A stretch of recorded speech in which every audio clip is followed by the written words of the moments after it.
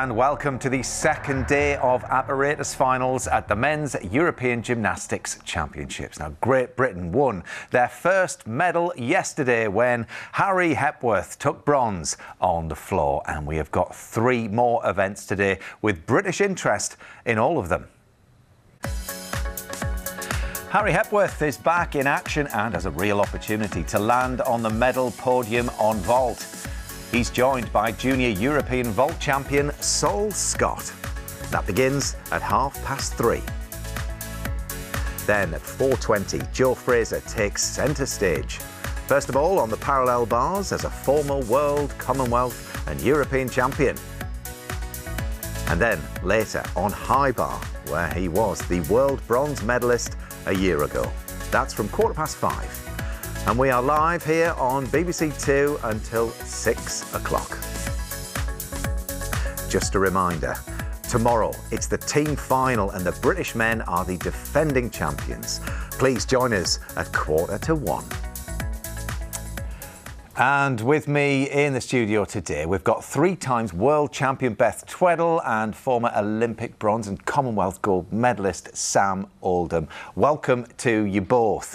Now, Beth, you weren't with us yesterday, so you couldn't celebrate Harry's medal, but you were watching from home. What did you think of his performance? Because he got Great Britain off to a medal start. I think as any gymnast, when you get that medal, it's so special. I think he will be slightly disappointed. There was little errors here, there and everywhere, but ultimately it's still a European bronze. It's still a massive step towards that LA 2028 cycle. And as a gymnast, you always critique your routine. You always want to be able to perfect those little bits, but I really hope when he looks back, he'll be really happy with that. And I think it's sort of lit a spark in him for today. Obviously, he's going to be in the vault final, so he's hungry for more, isn't he, Sam? He is, Matt. And I think vault's one of those apparatus where you can really channel that energy in the right way. You know, it's speed, it's fast, it's power, it's over in a split second.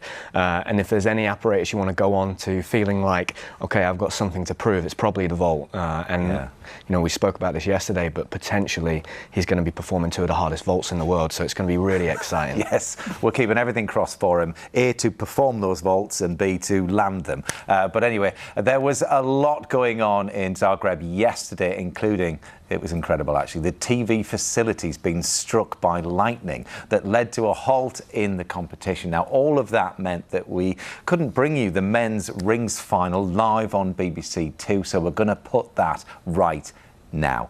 Courtney Tulloch and Harry Hepworth were both in the rings final for Great Britain, and here is how it unfolded.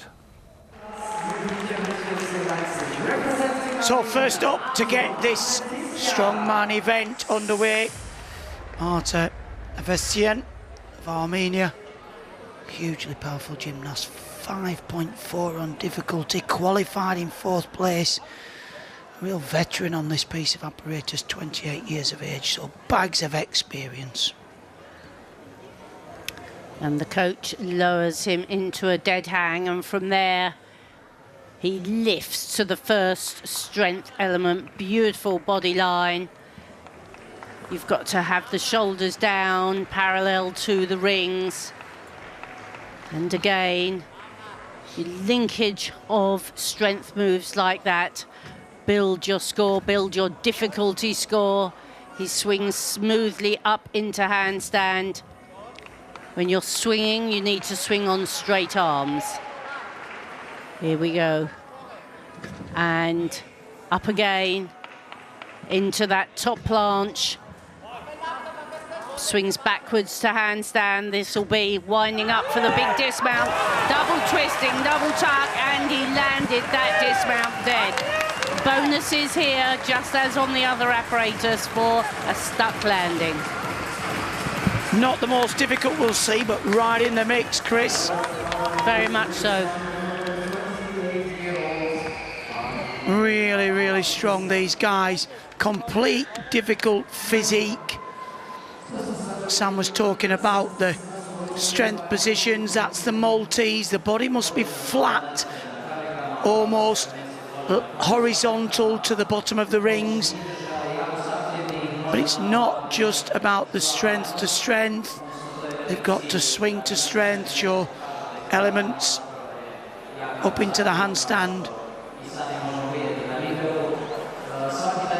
You can see the strain of the skills. Flickering in the feet, trembling. Impressive work, Matt. Yeah, this is what we love about the rings finals. And we went from a very young raft of gymnasts in the pommel horse final to the old lads. Got a 38-year-old in this final. Two 35-year-olds. Apparatus himself 28. Hope for you yet, Craig. Said 28, not 58. In fact, we've got even older gymnasts. We've got Matt Baker. There ain't enough strapping, Matt, to hold your body together. Well, it's very much the sort of power. 14-4 for Apparatus.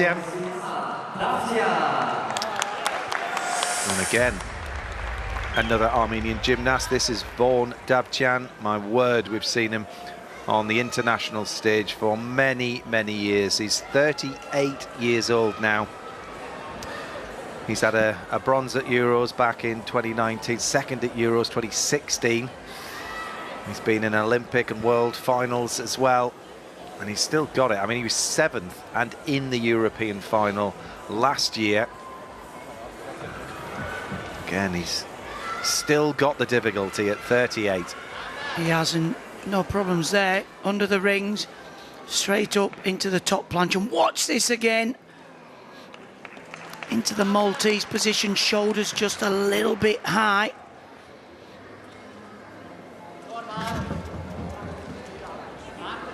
And see the little flex in the elbows. Swing to strength. Releasing grip on the rings as a sign of strength. They don't get any more for that.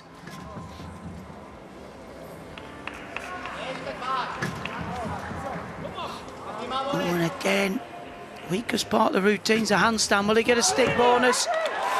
Oh, he was so close. He had bonus in qualification. He did try and hold on, but he won't take it. He was going for the arm swing bonus. Well, as long as you don't move your feet, I think you can swing your arms. I'm not sure. I've heard some say you can't, some say you can. But he almost doesn't seem to be able to lock out through the shoulders into a completely straight handstand, does he?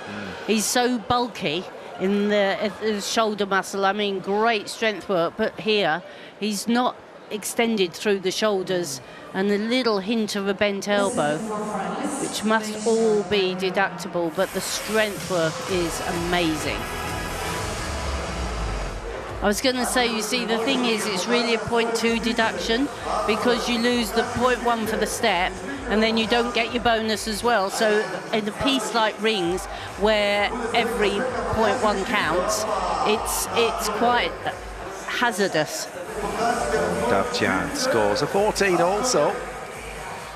So next to go in this men's European rings final is Great Britain's Courtney Tulloch. He's had a third at the Euros twice in 2018 and 2022. Bronze medal at the World Championships back in 2022. So here we go then with a bid for another European medal. Courtney Tulloch. Well, pound for pound, you won't find a stronger gymnast on the planet. Watch this. Oh, look at that. We talk about making it look effortlessly. Look at that. Up. Into the handstand. Good lockout. Look at them. Straight arms. Straight into a top planche.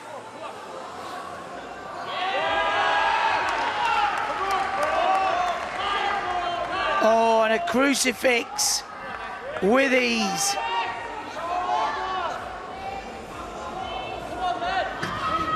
Up into the handstand. They've talked about him yet to land this triple back. Will it be today? Come on, Courtney. Up into the triple. Oh, what a shame. Wow. What a routine, though. He was very, very close. It was packed with difficulty. It was very, very well executed. The score for a medal, as it stands at the moment, is 14, with 2 gymnasts left to go. Well, it might not have landed it dead, but he landed it. It was not, it was a great dismount. Like you say, we haven't seen him land it, but he swung up into that strong handstand position. Held those strength elements beautifully. If he lands that, that could be a first ever European champion for Great Britain on the rings, because the routine before is incredible. Wow. Well done, Courtney. He's through, he delivered it. He delivered it on the international stage, and the score is in. It's 14.366. Courtney Tulloch in third with 2 to go in this men's European final. So the penultimate gymnast to compete here is Great Britain's Harry Hepworth. Got a bronze on floor earlier today. What can the 22-year-old do here? He's the British rings champion. Could this be his first European medal on rings?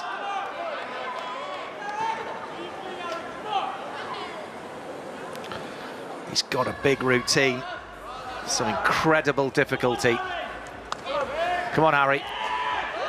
Super powerful, very impressive in all the strength elements. Here we swing up into the inverted crucifix, lowers down, fantastic control. Has to hold each strength element for 2 seconds. Here comes the swinging part, lovely double front somersault, smoothly up into that well-held handstand. Another huge strength element. Oh, but he just didn't peak that handstand correctly. He's had to wrestle with the rings to get there. Oh, and he does double back with full twist. So disappointed with himself with that penultimate element. What a shame for Harry. It was going so well. Great start, great start. I mean, you can really see the potential in this gymnast, and you often see great vault and ring specialists. We've seen it over the years because it's a real transition of that power. It's got everything. It's got fabulous lines. Look at that, level in the inverted crucifix, as Christine pointed out. Lovely swinging in the double pike front somersault. Straight into the handstand. He'll be absolutely livid with himself because the opportunity for a medal was his for the taking. Just faltered in the last handstand, and that'll be quite a big deduction, I think. I mean, it's so well actually to pull it back into the handstand, but then in this company, you know, then the slight of mistakes, you know, for him it was a medal or nothing, and that's obviously why he played safe on the dismount. And he's back tomorrow in the vault. Absolutely. Focus on that, Harry. Great job today. Bronze on floor. Fantastic. 12.866. 7th at the moment with 1 to go. So Courtney Tulloch currently in 3rd, 14.366. Can he hang on? Can he stay in contention of a medal? This guy is stood in his way. He's the only gymnast that can knock him off the medal podium. Apparatus Petrunius, 8 times European champion, 3 times world champion, Olympic gold medalist and Olympic bronze medalist twice. He's got the lot, and he's 35 years old. Well, there's a couple of minutes potentially between him and a European medal.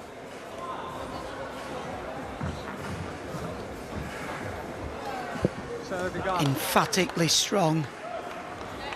Lowers down, press on the arms, flat into the Maltese position. And again from the swing.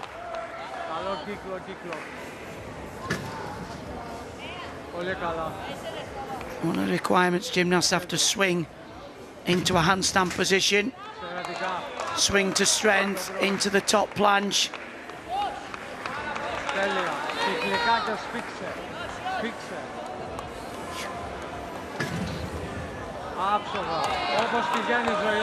Solid throughout, swing, the strength, the handstand, double twisting, double straight, big dismount. He's happy with that. He'll not get the bonus, but Christine, it's gonna be tight. Well, he has that ability to make rings look easy, hasn't he? It doesn't look a struggle, and he doesn't look under huge pressure for it. And that big dismount, double straight with double twist, biggest dismount we've seen. Well, equivalent to the triple back in difficulty, and really does go for it. Look at that, he's just balancing on the rings. He shows that he doesn't need to grip hard. He's such a master at this, isn't he? Smoothly from one piece, from one strength element to the next. Will it be good enough for European title number 9? Well, he did a big dismount and was probably a bit costly, the hop and the chest right down. This is where less is more, you know. One less twist would have perhaps allowed him to land cleaner. Yeah, well, he has a 5-6 on difficulty, so he's right up there. I don't know, sometimes the judges, with this big pike down on the dismount, chest down, they really hammer him. They could take 0.3, then the hop, 0.4. Oh, and it's not good enough today. 14.366 for Petunius. It's another medal, but it's not the gold. And there's confirmation. Arta Avesian of Armenia is the new European champion on the rings. Ilya Zagreb of World Gymnastics 2 team takes a silver, and it's another bronze for Eleftherios Petronius of Greece. Courtney Tulloch, Great Britain, settles for 4th, and Harry Epworth for Great Britain in 8th. So very close to a medal there for Courtney Tulloch with a superb routine, but he was beaten on the execution score, and straight after that final he spoke to David McDade. Well, Courtney, 4th in a European final. It's a decent result. You just missed out, same score as Eleftherios Petronius. Execution, the only deciding factor. Yeah, so close. It always feels like that same thing. It's so close. We know what rings finals are like. It comes down to the landing. Today I thought I gave it everything. I'm really happy with how I performed. It's just that triple back, still a massive dismount. Still relatively new, but I need to take the positives, and I need to sort of forget about it now and sort myself out for a team final. The guys in the studio were talking about how difficult your routine is. When it comes down to it, though, you know, in a tiebreaker situation, it is the execution. Have you ever thought that you maybe want to go lower on the difficulty to up the execution, or is it a bit a bigger picture for you? Yeah, for sure. I think me and my coaches speak about it all the time. But if you wanna win, this is Europe, and you know how strong it is. When you go to the Worlds and Olympic Games, the Chinese. The difficulty needs to go up because the gymnasts are incredible. So you need to push the difficulty. And yeah, when I go out there, I want to give it everything. I don't want to sort of do routines that are a little bit easier. I really want to push myself, and I feel like I do that. Same score as qualifying for you, though. The consistency's there for you, isn't it? Yeah, for sure. It's a positive. I'm really happy with that routine. I feel like I'm getting cleaner as I get older, to be fair. So yeah, it's a positive. That I'll take that. What a mentality, what an entertainer. I want to do routines that are difficult. I don't want to go for the easy option. And I mean, he was beaten on that execution score. It's very difficult in this world because you've got your difficulty score and your execution score, which are both added together, Beth. And in this world of gymnastics, execution wins out. It's always such a battle with gymnasts talking to their personal coaches. Do we go more difficult? And you heard him there. He said, I've got to keep the difficulty going because ultimately it's such a close competition. Yeah. He was happy with his performance and he knows it's on the dismount that it is still quite new. He's still got time. It's part of that bigger picture leading into the LA 2028 games. Yeah. You've got to put it out. You've got to give yourself time to consolidate it. The good thing is the score is consistently coming through. And he will be frustrated. We've seen Courtney do so many European World Finals and be so close. It's relentless, actually. And when it's down to the tie-break situation, it does always feel so difficult because you know you got that score. But ultimately, we have that rule in place. And it sort of boiled down to the dismount, really, Sam, because when you look at the strength work through the routine, I mean, he's close to faultless. He really is. I think Courtney said it there in the interview with David. Actually felt like that was one of the cleanest routines he's ever done, and he's getting better as he gets older at executing those strength elements. It really now is just down to that dismount, and I think it's worth Courtney taking that risk of keeping the triple back somersault in his routine now, because all he has to do is spend 2 years just focusing on that dismount, cleaning it up, building his confidence, doing as many repetitions as possible, because it looks like he's pretty set with the strength elements. I mean, that construction for me is spot on. It's perfect. And I think he's still going to be competing at the highest level for the next few years, for sure. Sure, and he's been pushed in the training gym as well, because obviously he's got Harry Hepworth, who again is world class as well. And you know, it just didn't go his way. You know, for me, I thought his routine was going incredibly well, and he was sort of building in momentum as he was gearing up to the dismount. But he had a moment about 3/4 of the way through, Sam. Yeah, he really did. I mean, his first two strength elements are so amazing. He does the Baland into Maltese, where you pull straight to cross with straight arms into that Maltese position. Does his inverted cross. Just did his Nakayama from handstand, where he lowers down effectively. And he does his backup rise here, and his handstand's beautiful. You can see he's not really even moving. And they're called the still rings because you've got to try and keep them still. And from this point, his Maltese is, again, spot on, but he just doesn't push his arms forwards enough on that back giant, and he overshoots it.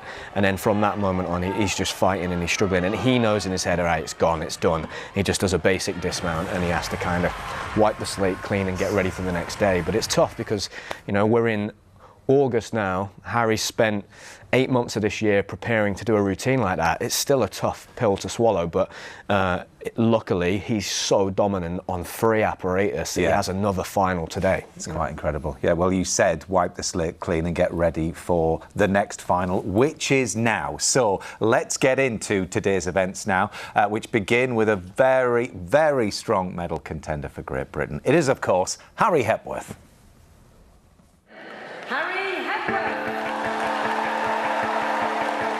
Harry Hepworth from Leeds. Go on, son. Oh, yes! That was magic. Yep, here we go, Harry. He's such a powerful gymnast. There are not many gymnasts in the world that are capable of performing that vault. That was outstanding. Look at this. Oh, that was fabulous vaulting. Well, let's have a look at the order that these gymnasts are going to be going in. Harry goes second, and then another Brit will be fourth on the runway. 19-year-old Sol Scott, former world and 2 times European champion. Arta Dabchan of Armenia was the leading qualifier. He'll be the 5th gymnast to go. And Harry actually spoke to David McDid after vault qualifying. Yeah, I'm over the moon with my performance. I was a bit nervous coming into this for some reason, and I was just happy I could put my routines out with that sort of pressure. So yeah, really happy. Pressure's always there for every athlete. It's how you can control it and use it, and I think today I definitely harnessed it and used it to my advantage. So I think qualification for everyone is always the most nerve-wracking day. So I mean, going forward, I've done my routines out there, I've seen the crowd, I've experienced it, so it's just a chance to really focus on how neat my routines are. I'd like to be European vault champion.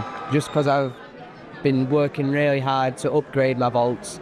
If I can, that'd be the one I want to do. So I now do the pike Dragolescu and the handspring triple twist, which I think I could put it on my hand, the amount of people that have actually competed 2 vaults of that level.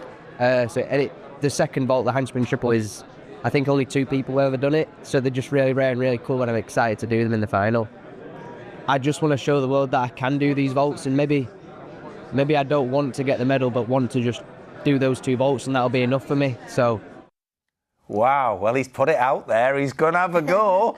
We love it, absolutely love it. This is going to be incredible, Beth. He said how nervous he was in qualification. Do you think that's because he knew what was at stake and what potentially could happen with these world-beating vaults? I think there's a couple of things. One, a few years ago, he was an unknown. He went to Paris, he won that medal.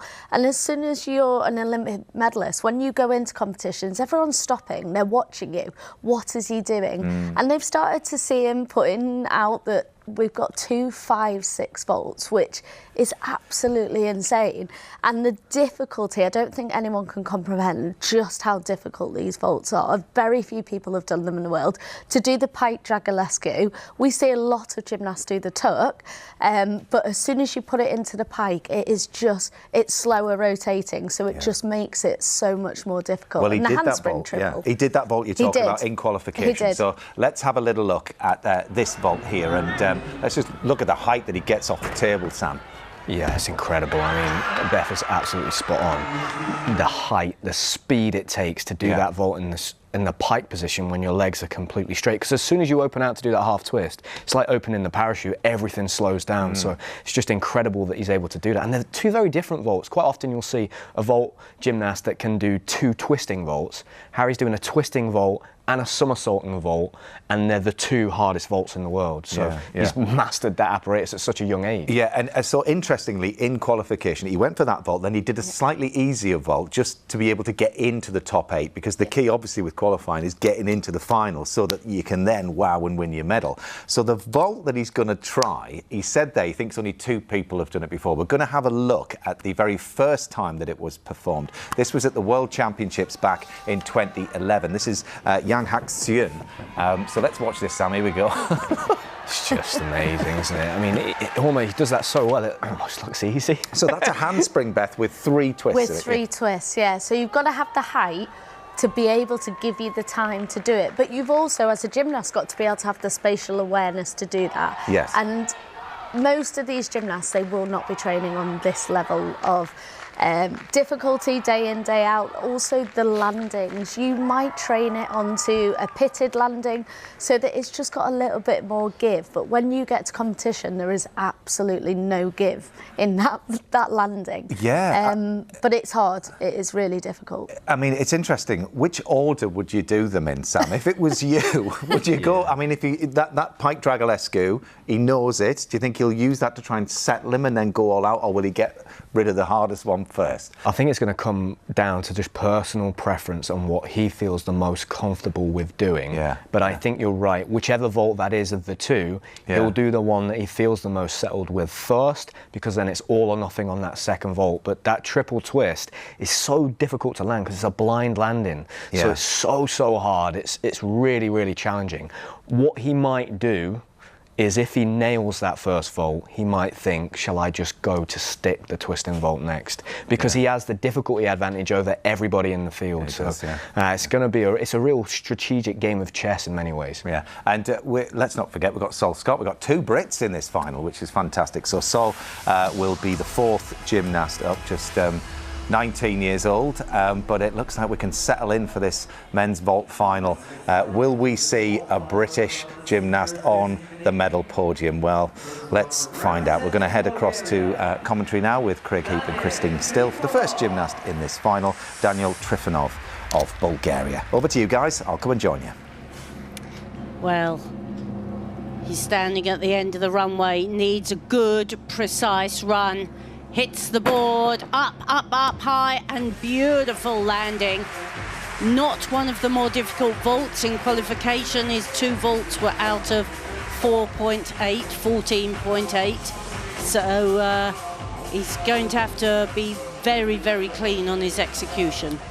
And also there's the opportunity, as on some of the other apparatus, of the stick bonus. And of all the 8 vaulters, Christine, that's 16 vaults, because gymnasts have to perform 2 vaults, different entries. So that's 16 vaults, only 1 gymnast nailed 1 vault and got the bonus. And that was Arta Daviatan of Armenia, who's got to be the favourite on this piece of apparatus. But a good start from the 21-year-old Bulgarian. 13.933 in qualification. Similar sort of story there, I think. He did a turn onto the platform and then 2.5 twists off. Has to be a different vault this next time. Yeah, the average of the 2 vaults. You can see he's going to do a round-off entry onto the springboard. Coach just putting the mat. Often just takes a bit of shock out the wrists for the gymnast. Again, he had a 4.8 in qualification for his second vault, but often the gymnasts up the difficulty, as Harry was talking about there. Just got to get into the final safely as you can. 13.9 for Trifonov on his first vault. And a 9.1 in execution. Vault is one place where you can score up into the 9s. So now Craig said he's put the mat in front of the springboard, which means he's going to perform a round off there, flip on, 2.5 twist vault. Oh, that was a shame. He very nearly stuck it dead for his bonus, but that was a beautifully clean vault. 2.5 twists off, but he flipped on, so it made it a completely different vault to the first one. Fabulous to see Bulgaria here today. Beautiful vault, like Christine, the round off. Gymnast can really accelerate, pops off the top of the vaulting table, nice and central. Gymnast have to stay inside the lines, and he was so close to that 0.1 bonus.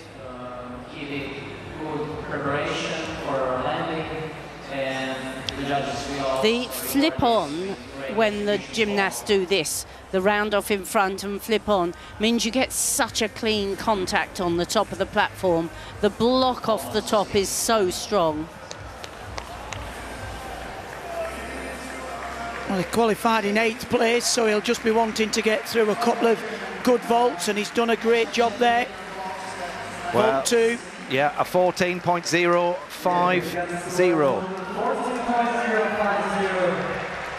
So to the end of the vault runway now with Great Britain's Harry Hepworth. But a bronze medal at the Olympic Games on vault. Well, which vault will he go for first? 2, 5, 6 difficulties. Potentially 2 of the hardest vaults in the world. He's not hanging around. Well, just watch the power. Double pike with the half turn. Well, big vault. Little bit low on the landing, but it's to be expected for such a powerful vault. Yeah, it was low, and I think it took him by surprise how quickly the ground came up to him there. I wonder whether he just brushed the floor with his hand. Let's see.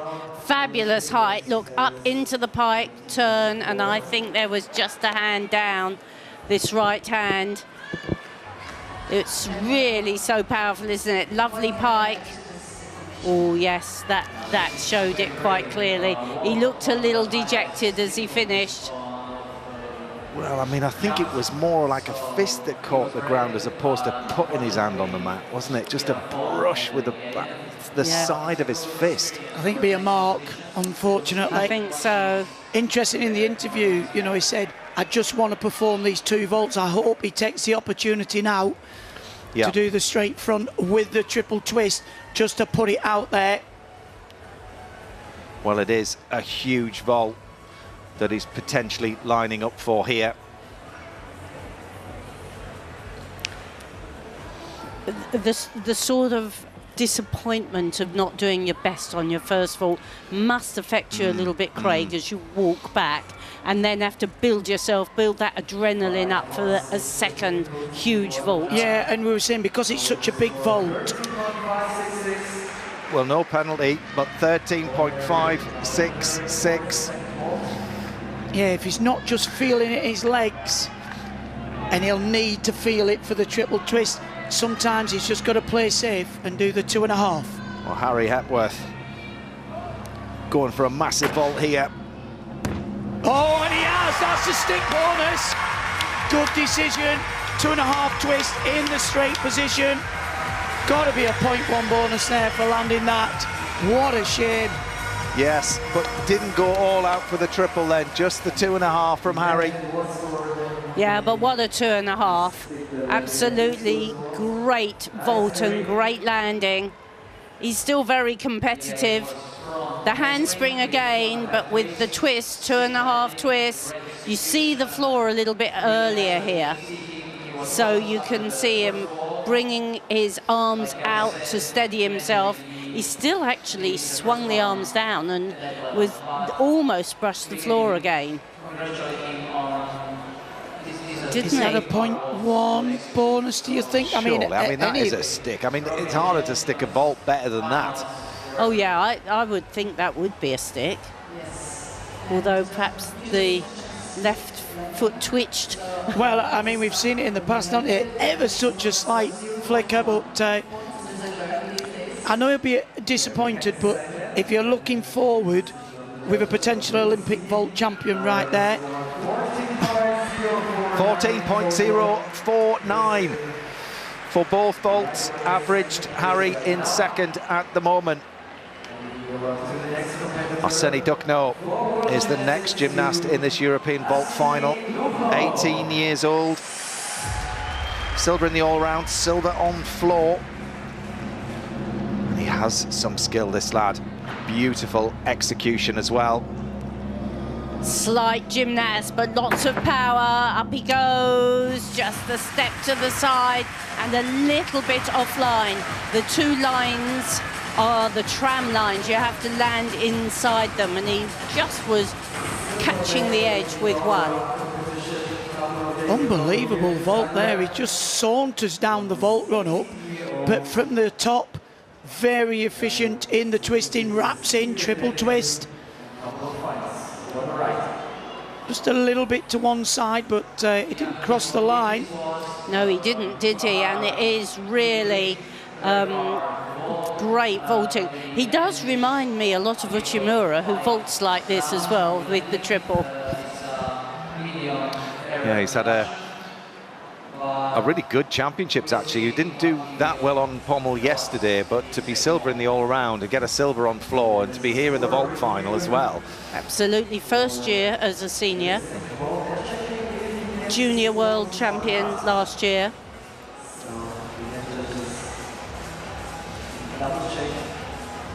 He looks very composed, doesn't he? Yeah. I think it was quite a sobering experience in that pommel horse final yesterday. And if you have never really competed at this level, international competition, you learn an enormous amount from each outing. 14.2. I don't know for that first vault. How difficult will he go with this second vault?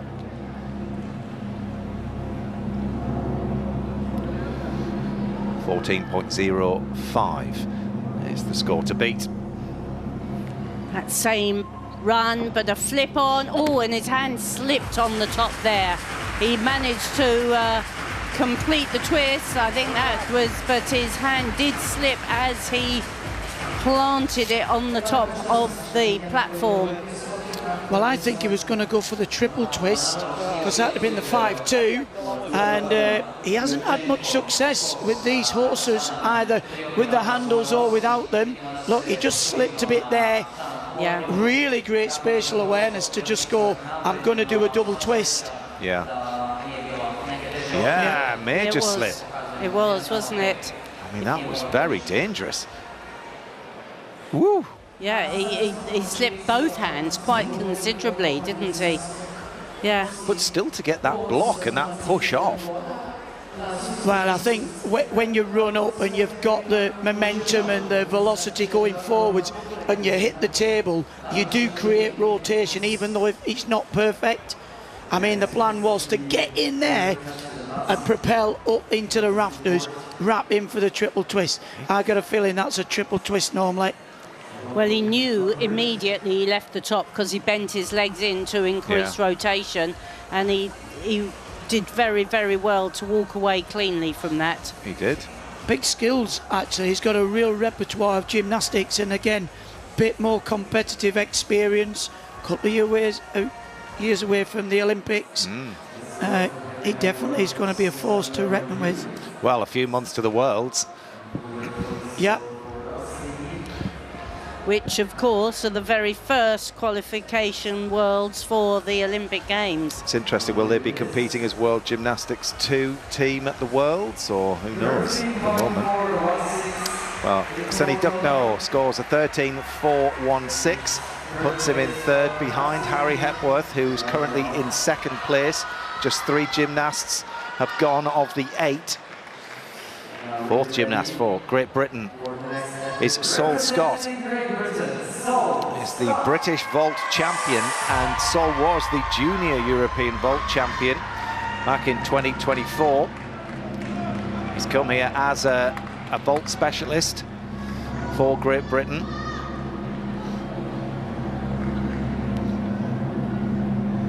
What an opportunity for this young man. Oh, beautiful! A triple twist from the Yurchenko. Well, that's what Ducknow was trying to do. And he really did hit that. Yeah, he soared through the air there with beautiful form. He blocked so well, didn't he? If you can hit the top of that platform with your shoulders extended and really pop off the top. But his pop was enormous, wasn't it? And the twist was so efficient. Coached by the same coach as Jake Jarman, and very similar dynamic vaulting. Yeah, 5-2 on the difficulty. Big vaulting from the 19-year-old. You can see there, no bending at the elbows, hands planted, a little bit of a turnout, and he just decompressed the vault so that it sprung him up. Sol, he could go into the lead here. He needs a very, very good second vault, of course, because 2 vaults are average to give that final score. Sadly, they don't just choose the best one. No, it has to be a bit more taxing than that if you want to be the vault champion. Of course. Make them do 3. That'd be interesting. 14.233 for Sol's first vault. It's better than he scored in qualification. Fantastic start. Now, can he keep that consistency? Focus is going to be on execution here with this second vault. Can he get the stick bonus? Really has to compose himself. Oh, he really did. 2.5 twist on the Sukahara. The slightest of adjustments on the landing. Got to be happy with that. Well, that was fantastic. I'm going to put it out there. He's going to be leading the field after that. Well, he's got beautiful style, hasn't he? Through the air, he's so precise, legs locked together, gives very, very little away to the judges. Just the slightest of hops. Not so difficult. Look, the turn on, but good alignment. You know, very stylish. Really down the middle, which that vault is difficult to keep down the middle, but that was beautiful vaulting. Well, he's come here to make a statement, and he's made the most of the opportunity. That's for sure. He certainly has. Whichever way you look at it, this is a fantastic vault. You know, often we see the gymnasts split the legs from the board, not a flicker. That was really something, such great execution. Well, it's job done. in the hands of the judges now. And there's the score, it's 14.199. Saul Scott goes into the lead in this men's European vault final with 4 gymnasts left to go. Wow. That wasn't what we were expecting. This just, yeah, well, he could almost guarantee himself a medal here after a few gymnasts have been, because there's only 4 left to go and he's sitting at the top of the pile. Yeah, it's, the next 4 have all got 5-2 starts, so they'll be up on the difficulty, but he really did hit that execution there. Yeah. It would be unbelievable for him if he could just hang on to a podium place. I don't think it'd be good enough to go ahead of Davtyan or Cheparunia of Ukraine, but there's opportunity with the others. Some very experienced vaulters here, aren't there? The thing is as well, though, if they're going to push it on the difficulty, then they're going to risk the execution. Well, it's all or nothing. Harry, yeah. It's all or nothing. So, you know, if you can be consistent and post a very high score, then you're in the game. There's no question about that. With Davtyan, this gymnast has been there, he's done it, he's seen it all. Silver at the Worlds, he was world champion back in 2022. Olympic medals, twice European champion. And the only gymnast in qualification, I was saying to Chris when you were running from the studio, at the 16 volts, he was one of the only gymnasts to hit a stick bonus, 0.1. Yeah. And we've seen him, I think, did he stick both of them to take a medal from one of the British guys? Yeah. Both of them. I mean, his execution, I think, was 9.6 on one of them. He is an absolute master.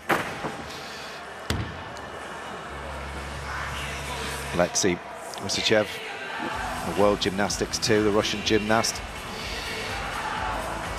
24 years old, but I haven't seen much of him with obviously the break from the Russian gymnast from international competition.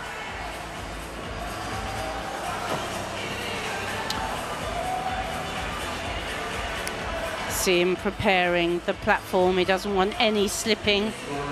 No. Well, obviously seeing what he's seen from the Russian gymnast ahead of him, Duckno, they'll be making sure that the top of the table is well chalked. He has a different entry style to the vaulting platform, and sometimes that could be an issue with the backward entry and the Yurchenko, the back flip on. If you're just slightly out, you can slip. It's not the top of the platform is slippy, it's just you've hit the table at the wrong angle. Well, Artur Davtyan will be kicking off the second half of this final. Davtyan, the current European vault champion, defending his title here in the final. He posted 2 5-2 difficulties in qualification. I mean, can he go higher? Well, he just got massive execution scores, well into the 9s.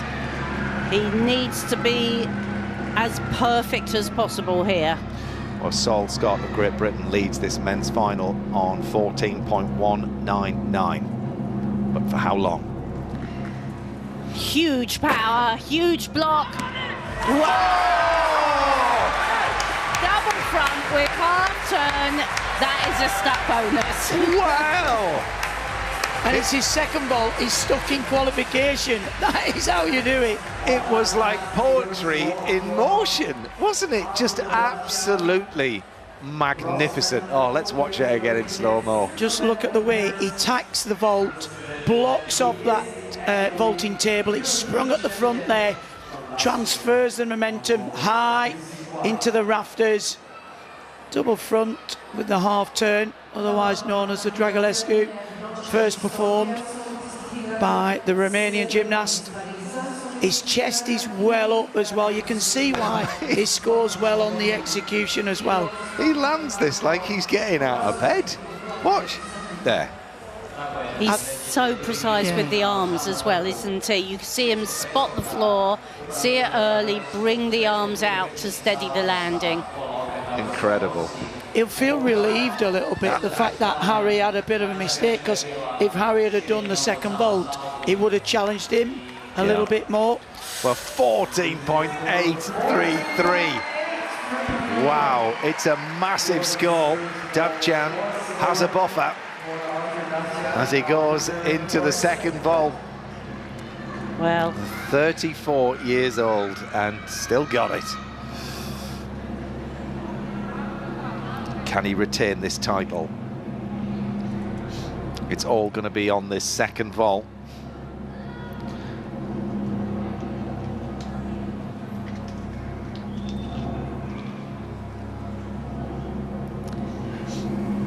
got to be a different vault, and it is, but he left the platform with his legs bent. He rescued it, but that was not the vault he expected to do.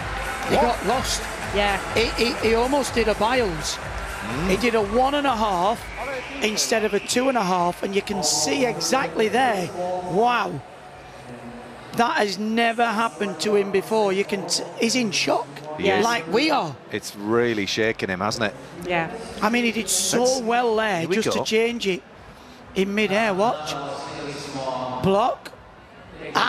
So he normally uses a little bit of a pike extension, and whether he did it too much, he stalled a bit. It killed the rotation, which then killed the twist. I mean, he was very lucky to come out of that unscathed. Yeah, you know, he knew that he hadn't created enough rotation to get his feet down with the 2.5, so he just decided to be safe. I think maybe he did know where he was, though. Yes, I think so, yeah. I think he did, Yeah, he just knew that he hadn't he hadn't timed it quite correctly. Yeah. Well, oh my you know what, me. though? We've seen this before. Even the best people in the world, the world champions, Olympic champions, it is a very difficult sport. And how many times he's not faltered again and again and again. One day you have to falter. 13.366 for Dabchan. He's in 5th. So, Sol Scott of Great Britain, who leads the competition. 14.199. So, Sebastian Spundvik of Norway, he qualified in 5th. Another big vault, 5.2. Oh, very nice. The Dragulescu in the tuck position. Just that slight adjustment forwards. He's never medalled in a European Championships. He was in the final last year. He's got 2 big vaults and a powerful gymnast, Christine. Yes, and beautiful handspring up. 2 front somersaults, half turn out of the second one. A little hop forwards, which will be deducted. It's a hop, but it also shows that you're a little bit under-rotated if you have to hop forwards. Yeah, so the judges will be a little harsher on that. Watch that there. You can see the chest is right down there. That's a big deduction. The judges are looking to see the chest up facing the platform, but the problem is, while you're trying to spot the floor, there is that opportunity to keep your head down too long. So it was pretty clean, but... he also had his hands very close to the platform, to the floor. 14.1. He's lining up for his second vault. How heavy is he going to challenge Sol Scott? He's leading with 14.199. This is a huge vault. Big moment for him. Can he vault up onto the medal podium? Traditionally, his better vault comes second. Must concentrate. Oh, lovely. The straight front with the 2.5 twist. Much more upright on the landing. Oh, this is going to be tight. It's going to be tight, yeah. Now, if he does get a medal here, it'll be the first time that Norway have got a medal on vault since 1965. Goodness. Maybe you can repeat what you were just talking about. But he attacked it greatly. Hands in the front of the platform, up, 2.5 twist, big step backwards, but his direction was good. Looks again that he was a little bit chest down on that landing. I mean, he had a 14.3 in qualification. If he does the same, he'll be on a 14.2. And Sol Scott it's going to be close. Still remain in first place. It's going to be tight. He only just pulled that last half round, didn't he? Yeah. You could see his body was still moving as his feet went down. How close is it going to be? It's second, it's 14.1. So he's 0.099 behind Great Britain's Sol Scott, who, with 2 gymnasts to go, is guaranteed a medal in this men's European vault final. Well, this gymnast, I think, could also surprise us. Well, Alexei Usachev, the Russian gymnast competing for the World Gymnastics 2 team. Oh, a very straight-armed run, but a huge vault. Look how far he is away from the platform. Not only did he get height, but tremendous length. That was something else, wasn't it? Well, he hit the top of the table and he just went for... He's about the size of the vault. You know, he reminds me of the power of... Abliazin. Yeah, just watch this here. Bang, 2.5. Look at the length. I mean, he clears almost 2 of the landing platforms there. Look, there's only 3 sections. 5.2 on difficulty. He didn't get the stick bonus, but chess was right up compared to Sponovic of Norway, so that'll score well. This is going to really challenge Sol Scott of Great Britain. Well, he's guaranteed a medal. I bet Sol will be thinking, he doesn't care. I know. Listen, I'm over the moon. First European Championships and a medal. 14.433 for that first vault.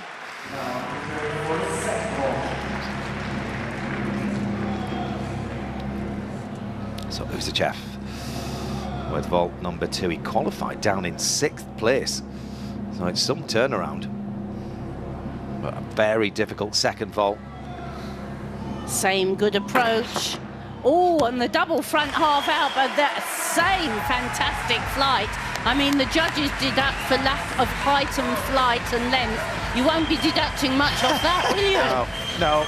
I mean, that's got to be up there. Yeah, that'll be our new leader for sure. Really, really powerful gymnast. The double front, leaves a half turn late. Plenty of rotation, make sure he's round. He had a 14.166 qualification.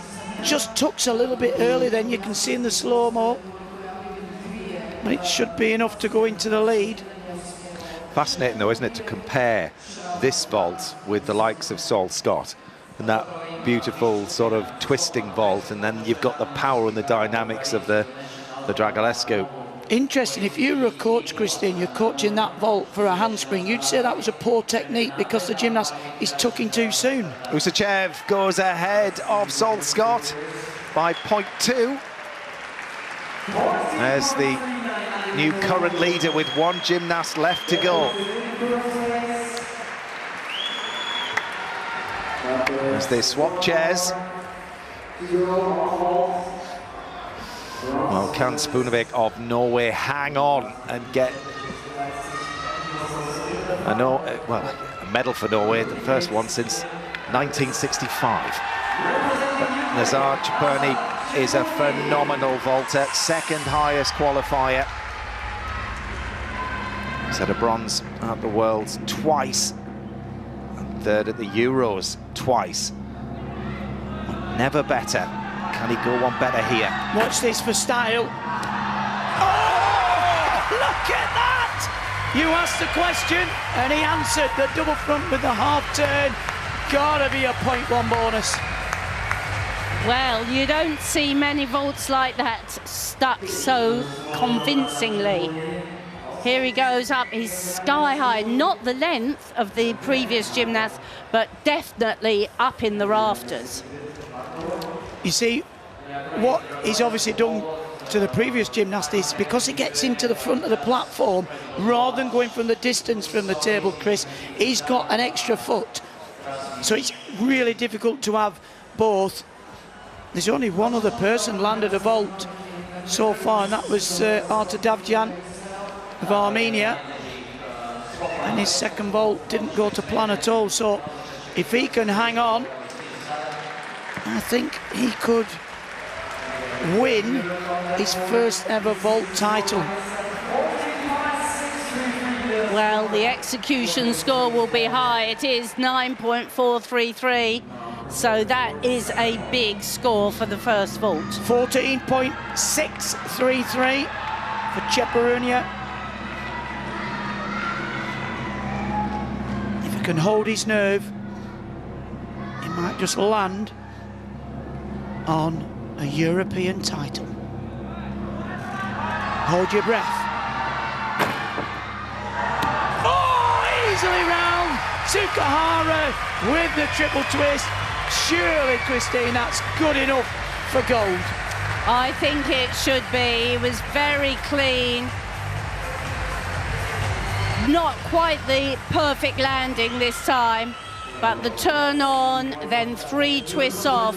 So fast, so precise, and really actually a great landing. Look how upwards the chest is. No, very few deductions for chest down. Little bit off direction here, but beautiful vault.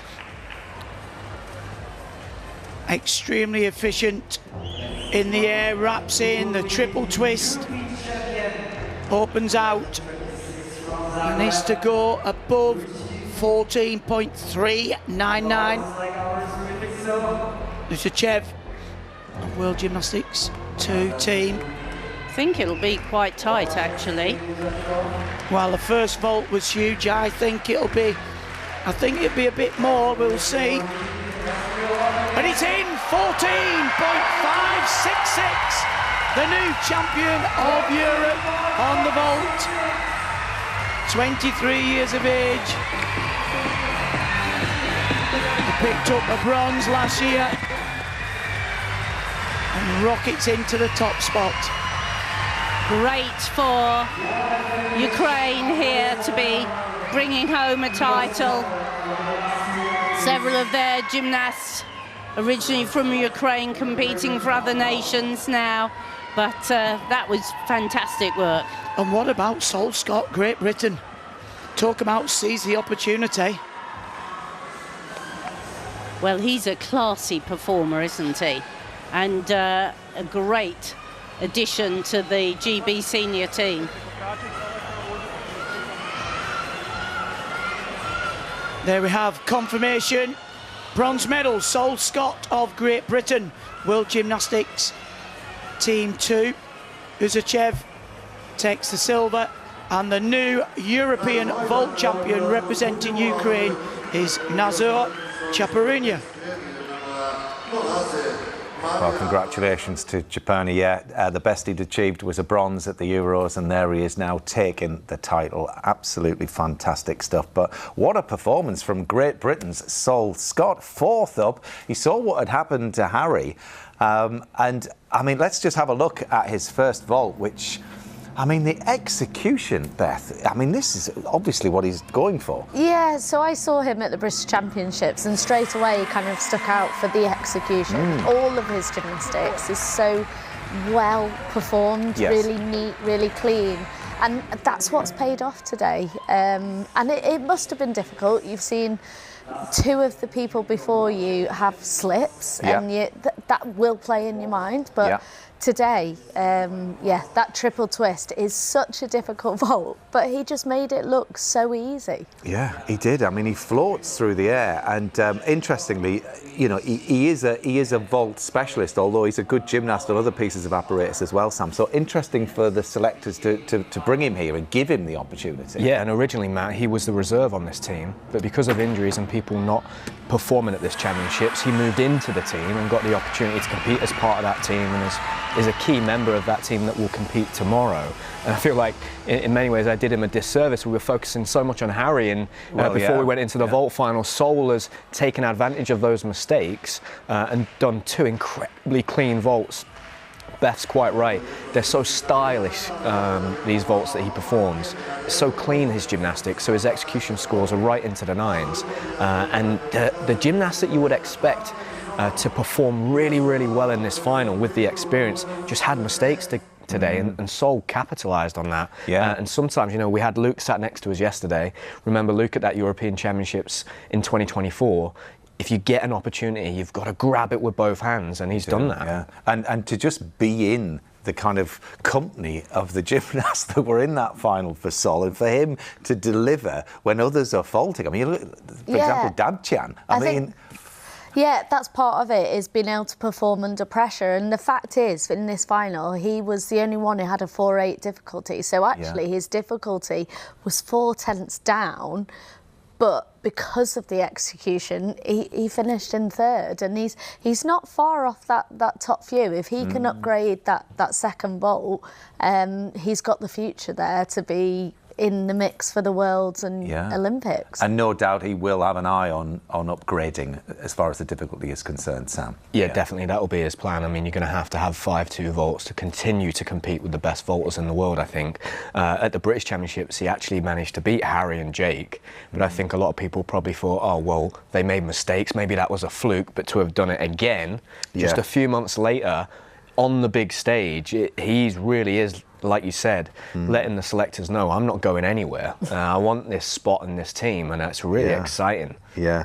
What a shame for Harry. I mean, it just didn't seem to go his way. That first vault that he's practiced, you know, he's performed it many times before, and quite unusual to see a bit of a hand down here on that first one. So I'm convinced he slipped on the table. So when he walks off here and he talks to his coach, Dave Murray, I saw him complaining about his block, and I think he slipped with that first hand there, just didn't have enough height, and did a real good job not to land and end up causing himself a little bit of an injury. But you can see his block was off there, and I think that's what Davtan did. So I think a lot of these gymnasts were struggling with the vault table. They're just slipping on the top. So it became a game of who could not slip in this vault final and hold their nerve. But yeah, for Harry, really unfortunate. But another opportunity to put that big vault out.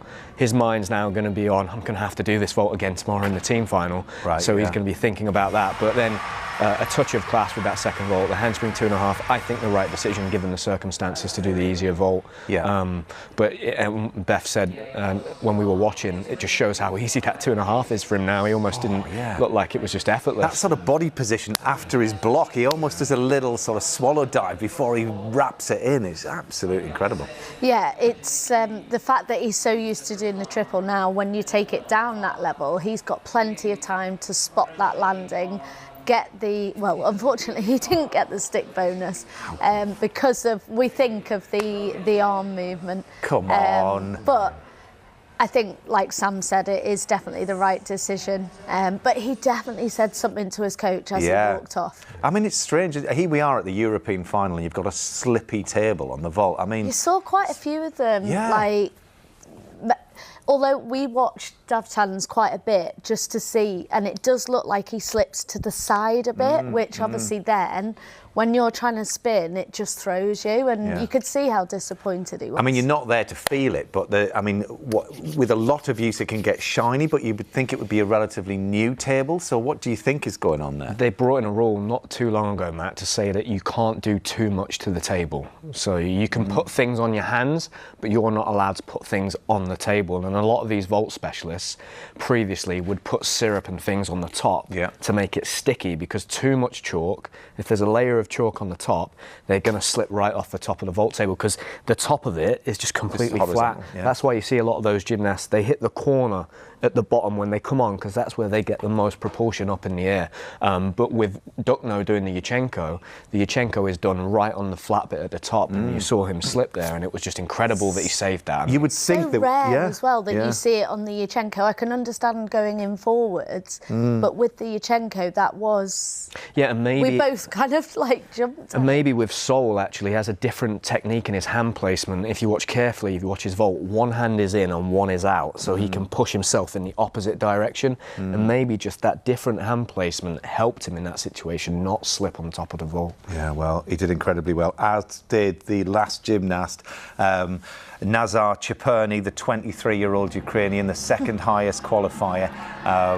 And he'd had to watch everybody go first. So he must have had an enormous amount going on in his mind. Am I going to slip? Am I not going to slip? Comes out with the stick bonus. Yeah, I mean, different gymnasts have different techniques. Some just choose not to watch anything, so he may not even have seen it. And interestingly, you did see him put something on the vault, whether it's syrup, honey, water, I don't know what it was, but just to make sure. But the way he gets the pop off that vault, and it just gives him so much time. His chest isn't even really that far down on landing, but he, that was a very well executed vault. And a long time in the making, becoming European vault champion. He's been in many, many finals over the years, and victorious after this second vault. Yeah, it was a beautiful second vault. His legs are glued together. He spins so fast, does the triple twist. And I think when when Davtan made that mistake, he slipped. Then all of a sudden, that second lot of gymnasts thought, oh, I'm in here for a medal, and it became a game of who could hold the nerve, and he did that. Beth is right, he would have been nervous about the slipping on the vault, but I think when you're standing at the end of that runway, the only mindset you can be in is focusing on the job that you've got to do and the technique. You don't want to be worrying about slipping, and he just looked very confident. He did, didn't he? This is up into the rafters, and that is how you land on a European gold medal. And he's got to now switch his attention because he's in the parallel bars final now, is Cheperny. So all very exciting stuff. So yes, we do have 2 events to go, and for Britain's Joe Fraser, it's time to hit the bars. This is the man of the moment. Let's go, Joe. And this man knows a thing or two about how to work the parallel bars. That's excellent control. A former world champion on this piece of apparatus. A world-class parallel bars performance. Great work, Joe. Such a difficult routine. Double front half. Oh, there we go. Look at that. Well, there is a busy afternoon ahead for the former world champion Joe, and he's the very first to go in the parallel bars final. Actually, he was the second highest qualifier after the all-round champion and 2 times parallel bars European champion Ilya Kovtun of Croatia, who's competing 5th up. Also, look out for Ferhat Arakan, another double European parallel bars champion. He goes last up. So let's hear from Joe, now speaking before these championships began. I've really looked forward to getting out there with the team. The Europeans is definitely where I want to be, and looking ahead at the competition, I want to be back on 6 Apparatus. It's a great chance for us to, go for the title, do our best, try and perform 18 clean routines, and that can result in great things. That's the main focus. Individually, I definitely have targets and goals in specific Apparatus finals, so yeah, I want to try and deliver my routines under that pressure and environment that I have done over the years. Injuries are part of sport, they're part of sport, and that's kind of something I've had to battle with over the years. I've had both shoulders operated on, both feet, and I've had my appendix out, so 5 surgeries in. But we're still here, we're still performing at the highest level. And going into this year, it's been a challenge to get back on 6 Apparatus. Last year I was focusing on parallel bars and high bar. So now moving into this year, it was a case of trying to distribute my time effectively, try and work on my recovery strategies, how I approach training, sleep, recovery. And I feel like we're starting to get an understanding of my body and how I work. So we're just trying to maximise that ahead of these major championships so that we can keep pushing on to LA. And as well as all of that, Joe runs a gym as well. So, but I love Joe, do you know what I mean? Just the sort of his mentality and the way that he loves the sport. He does everything he can to support the young gymnasts that are coming through. And He leads by example, Sam, doesn't he? He really does. He's the perfect role model, I think, for any young gymnast out there. Now he's in his late 20s. This is his 3rd Olympic cycle. He's still competitive. Last year showed that he was a high bar specialist. And this year he's performing back on 6 Apparatus. That British Championships performance where he won was out of this world, one of the top scores we've seen in this whole Olympic cycle from anyone around the world. So he really is just a world-class gymnast. Yeah, 27 years old. He's been through a lot. You heard there when he was just talking about the injuries that he's had and what have you. But, you know, we'll never forget that World Championship title that he got on parallel bars. Yeah, I mean, it was so special. We were lucky enough to be in the arena when he won that. And it's moments like that that gymnasts live for, and to stand there and hear the national anthem on a world stage, but it gives you that fire to continue. He then in 2022 had an amazing European Championships, becoming European champion, but he's such a stylish gymnast. You heard him talk about the injuries. He's obviously having to be a lot smarter with his training now, a lot more clever of how he trains, how he recovers. It's not just about doing numbers after numbers. It's about how do I recover as well as being up there competing. And you mentioned his gym, having something outside of the sport that he can also focus on and inspire that next generation coming through. Yeah. Well, can he replicate? Yeah, can he replicate that? I mean, he's just got to keep the mentality, keep the consistency. It's interesting that he's made the kind of 2 swinging event finals, if you like. I mean, he's a real aficionado at those events, Sam. Yeah, and I'm thinking back to that 2019 Championships, Matt. I think he went first gymnast out there and kind of laid down the gauntlet. So that's going to hopefully stand him in good stead. He's been here before. He's got that history, but he really does specialise on those events. The parallel bars, the high bar, been a European medalist on pommel horse. So those technical apparatus. Joe performs really unique gymnastics. You're going to see skills from him that no one else in this final will do. And the great gymnast, the best gymnast, they could compete in any era. So that routine I was watching there in 2019 would be competitive in this final here in 2026. So yeah, just really is one of those gymnasts that's competing at a different level. Yeah, and testament, he's 27, he's come back and he nearly got a medal in the all-around. I mean, he had a bit of a nightmare, didn't he, on floor, but the other 5 pieces, it was incredible. It was, and you could see he was disappointed with that. He put a post out on social media, but he knows how to fight back. He's got the experience, and he'll have that fire in his belly for today and also for the team final. Yeah, his reaction was, yes, it didn't work out for me today, but do you know what? As a team, we've got more finals. Go out there, lads, and get what you can. And what an inspiration for the likes of Sol Scott, who at 19 years old has just won a bronze medal on vault. And he spoke to David McDade a little earlier on. Well, Sol, before this final, you said you would go in with no pressure. Your first ever senior final, and here you are with a European bronze medal on vault. Just put it into words for us. I don't really know. I haven't had time to let it sink in, but obviously I'm really happy. I wasn't expecting anything going into the final. I think I've got one of the lowest difficulties, so, you know, first year senior, I wasn't expecting anything, but to end up with a bronze medal is amazing. You said after qualifying you just wanted to go in and vault better. You certainly did that, and your execution scores obviously took you through. Yeah, definitely. I think my first vault, my triple twist Yurchenko, was a lot better today because I think I got one done already, so all the pressure was off. And when you're sitting there watching the scores coming through, what was going through your mind? Just you know, try not to sweat as much. Like, honestly, my hands are so clammy still. So yeah, just nervous sitting in that chair, but it was worth it, definitely. It's understandable if you're nervous going into your first senior final. You had Harry Hepworth there, who's been in that situation loads of times. Did that help? Yeah, definitely. I think, you know, this is my first major with Harry, and I think we have a good bond as a team as well as me and Harry. So yeah, it was really good. And just you've got the team final tomorrow. I mean, you must go in there now full of confidence. Your second ever senior final. Yeah, definitely. I think I'm just looking forward to having fun, because when I have fun, I do my job. So yeah, I'm really excited. Well, let's hope you have fun and come away with another medal tomorrow. All the best. Well done. Thank you very much.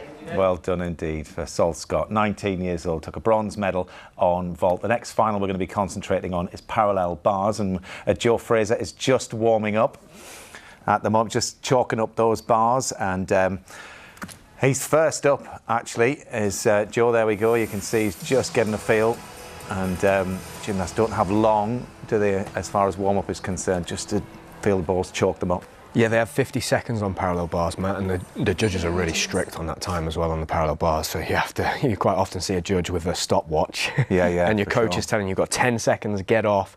But it's your opportunity to get the grip right and have it set up. And if you're a gymnast that performs a lot of the underbar swinging skills, you'll have your own grip that's specific and unique to you, and you'll want to feel that it's right in the warm-up, because that will give you the confidence going into the routine, so you don't have to think about that. Yeah, I mean, Sam mentioned that he thinks that potentially Joe started that final at the Worlds first. Do you think it will really help Joe not to have to respond or react to a final, or do you think he's at the stage in his career where he's seen it all? Yeah, I think it's just a case of you can only ever control your routine. So you go out, and if you're first up, you set the standard. If you're coming in last, you've just got to ride it out and wait. And they have changed it now. Obviously, when he did that World Final in 2019, there was no touch warm-up. It was a case of walk out and do it. Yeah. Whereas now, they get the split warm-up. So Joe will warm up in that first group, get his bit of a feel. Sometimes it's quite hard going first up because you can't do too much, because actually you've only got 2 minutes and then you've got to do a full routine and you're like, actually my arms are still tired. Talking of those full routines, Sam, what makes the perfect parallel bars routine? What should people be looking out for here? Well, everything needs to be really fluid, Matt, and now in the rule set you have to do pirouettes in between every element. So you'll see the gymnast do a lot of half turns in a handstand. You want to make sure that you're not moving your hands. Every time you move your hands and you take a step, that's a step just like it would be on the floor, and you're going to take a deduction for that. The underbar skills, you don't want to be kicking the floor if you're doing a long swing, and Joe does one of those skills. And when you're catching the upper arm grip, which is where the gymnasts are wearing those big wristbands on their biceps, you want to make sure that those catches are really, really smooth. And quite often on parallel bars, it will come down to that dismount. So of all the finals today, in qualification, floor, all the way through to high bar, the most stick bonusing in qualifying was on parallel bars. Most of the gymnasts can stick that dismount, so it will come down to trying to get that stick bonus, make sure you're not taking any steps, and making sure everything's really fluid. Parallel bars is interesting in that it's quite hard to build your difficulty now, so you don't really see any of the gymnasts getting anywhere above a 5-6 start value on parallel bars. We can see Joe now just preparing the parallel bars, and you can see the handles there. They twist in and out so that you can get the perfect distance for your shoulders. Mine always used to be a forearm and 3 fingers as a measurement. What was yours, Sam? How did you measure I yours? just used to let Sergey do mine, man. You had someone doing it Sergey for you. did it. And to be fair, I just kind of used to look at it and go, yeah, it looks about right, so that's fine. One time actually at the European Championships, the coach put the springboard left the springboard in and didn't move it. So mid-routine I had to shout, springboard! And he ran onto the podium, pulled it out the way, and I managed to still miss it and carry on with my routine. But the preparation phase of the parallel bars is really important. And actually Joe will have no doubt brought some chalk from his home gym. Whether or not it's his gym or not, I don't know, but he's brought some from his home gym. Yeah, gymnasts use block chalk or powder chalk. I used to import mine from Japan, so gymnasts... Did you get someone to do that for you as well? Yeah, I used to get someone to send it. Well, I got someone to send it. I befriended somebody over there and said, could you send me your chalk, because it's amazing. Wow, yeah. We can't get it here in the UK, so yeah, it's interesting what the athletes, what they like, and be similar to a footballer, I guess. Putting on their sock on the left foot first or the right foot, you kind of have these superstitions when it comes to your preparing the parallel bars. But like you said, Joe is so experienced. Well, he is first up. He knows what this is all about. He is the British parallel bars champion. He's been a gold medalist at the Commonwealth Games on this piece of apparatus and European champion back in 2022. So the question is, can he win back that title here? Joe Fraser of Great Britain, the second highest qualifier, is first to go in this men's European parallel bar final.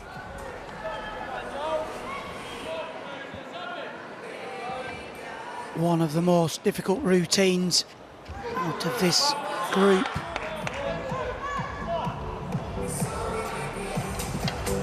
Pops up into the handstand, no problem at all.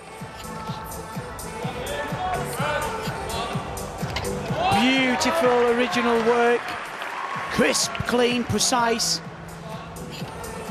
Long swing to one bar, what's this? Into the Healy turn, huge difficulty.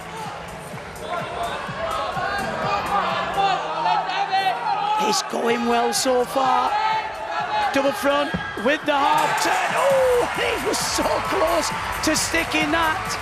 He got the 0.1 in qualification, but he won't get it there, Christine. But what a start. Great start to this parallel bars final. Joe really went for everything. He looked cool as a cucumber, actually.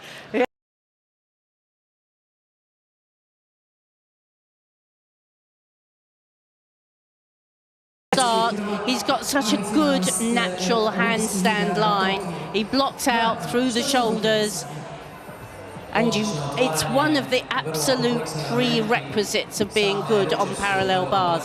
This was very impressive. He didn't flicker, he didn't have to adjust his body.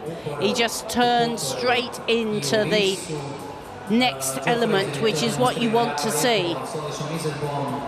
Strong there. Lovely swing. The half turn into the front somersault, and then he works out of it smoothly. There we go. Grasps well. Immediate next element. Well, it was just what we expected from Joe Fraser. And here comes that dismount. How close is he to that stuck? Oh, the stuck ball is very close. But not a great deduction on the dismount. He won't get the bonus, but the dismount was chest well up. I think he'll be satisfied with that. 14-3. Gets this final off to a flyer. I think he'd be relieved, like the rest of us, he's got through. Well, he qualified in second with 14.366. So, he could well be in and around the medals. Christopher Mezaros of Hungary. Next up, he qualified fourth with 14.333. Well, the top gymnasts were very, very close here, so we're expecting the scoring to be tight.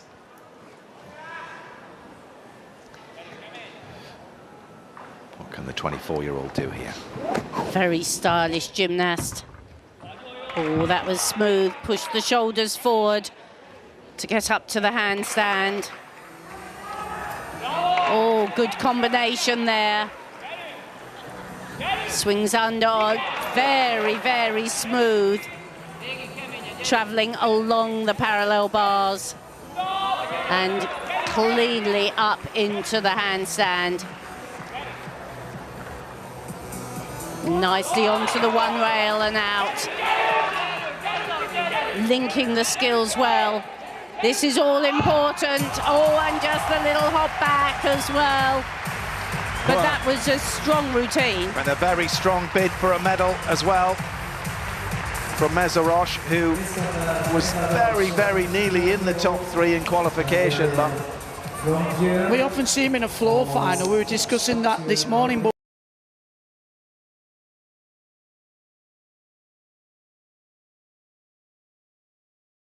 reductions than Joe. It was a good routine.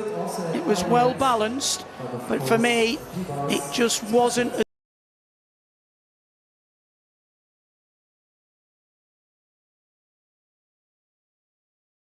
This was the apparatus where more gymnasts got the stuck bonus. It was ranked 6 out of the 8 competitors nail that dismount on this piece of apparatus. Look, can you see there, he's having to use a little bit of strength, deviating the body shape. It'll score well, but I think Joe will be safe. Well, he's classy, always good straight legs. A technical gymnast, as you said, Craig. We're used to seeing him on the floor, but he didn't quite time that landing correctly. It's actually a very difficult dismount to land at because you can't see the floor. It's almost easier doing the more difficult with the half out.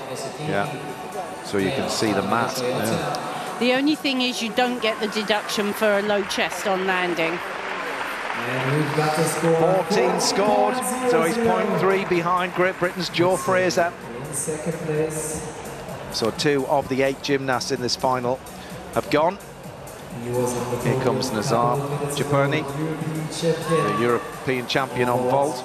In Zagreb, in this beautiful arena. Let's welcome him back. Well, he'll be feeling positive after his vault performance, won't he? Yeah. Well, he won't really care what happens, will he? Well, the last time he was in a European parallel bars final, he fell. He scored a 14-1, as you can see there, in qualification. Yeah, so using the momentum from vault here now. Ukraine have a very strong tradition of parallel bar great workers. Up, shoots into, oh, and he just brushes the bar there. See, if you turn out of that skill from the one bar, it adds to the difficulty. He has to come back down the bars. Lovely there, that's the Bavzar skill. Gymnasts must work skills above the parallel bars like that. Underneath, dismount to go. Oh, and that looked a bit of a strange, rapid start to the double front. Yeah. I don't think it's good enough to knock Joe off. Legs were wild apart as he went into that dismount, weren't they? Well, his mind's probably still on vault, to be fair. His mind will be on the banquet, I think. He really performed that nicely. Didn't have to use any strength to swing up to the handstand.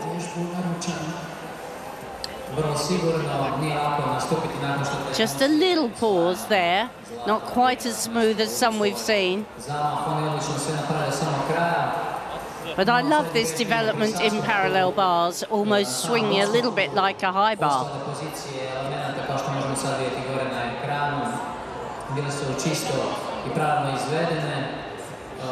Beautifully well prepared.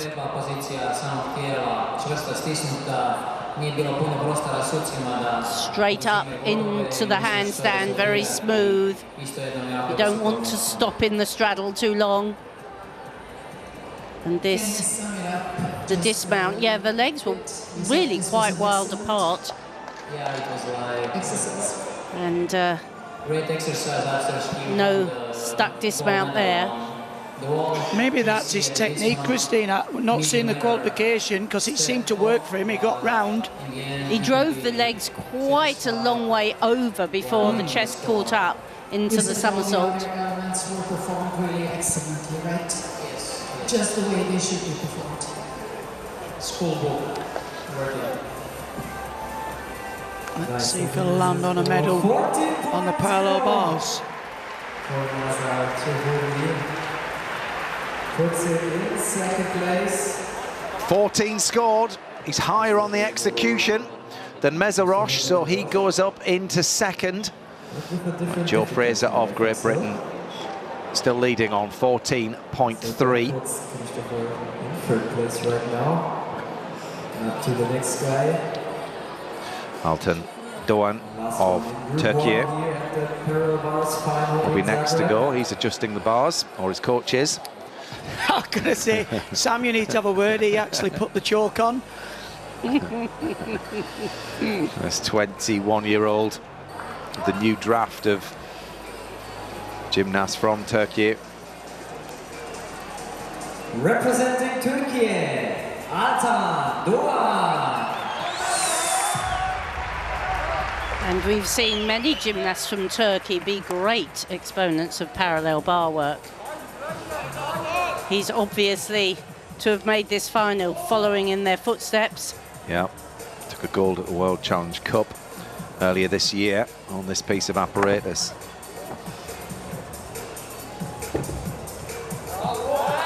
Smooth and fast. Controls the top.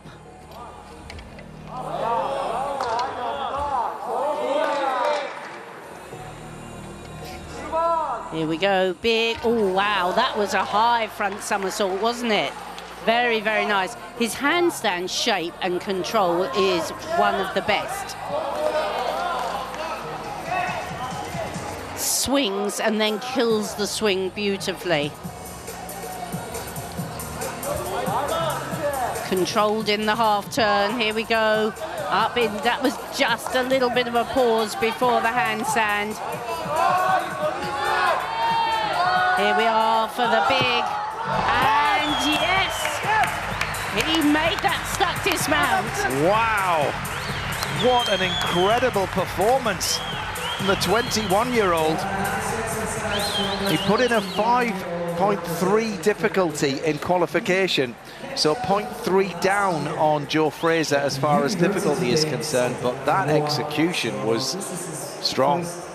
Well, I just spotted one error there on the skill in the middle, the Tipelt, where he caught in the straddle. Now, the perfection is to continue up to the handstand. Some really nice, clean work. The high straddle front somersault impressed Christine. And he works back down the bars. So this is the Babzar, and he had no problem at all there. And if we're going to see the Tipelt skill again, very stylish. It's not a parallel bar final without a representation from Turkey.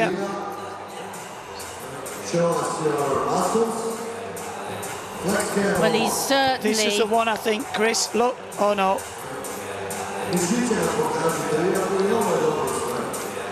He's certainly a new generation of gymnasts from Turkey. We haven't really seen before at this level. In slow motion, you can see a little bit of the soft knees on some of the swing. Well, it's going to be close. Yeah, I think that little hesitation will cost him. I think it might go second.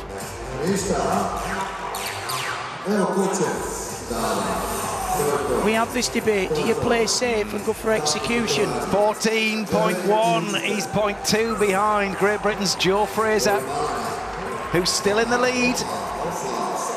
So Doan in silver and Ciperni currently in that third place spot. There'll be a break now for a warm-up, and then the final 4 gymnasts of the 8 will compete. But that's how things look at the moment. Great Britain's Joe Fraser on top of the medal podium.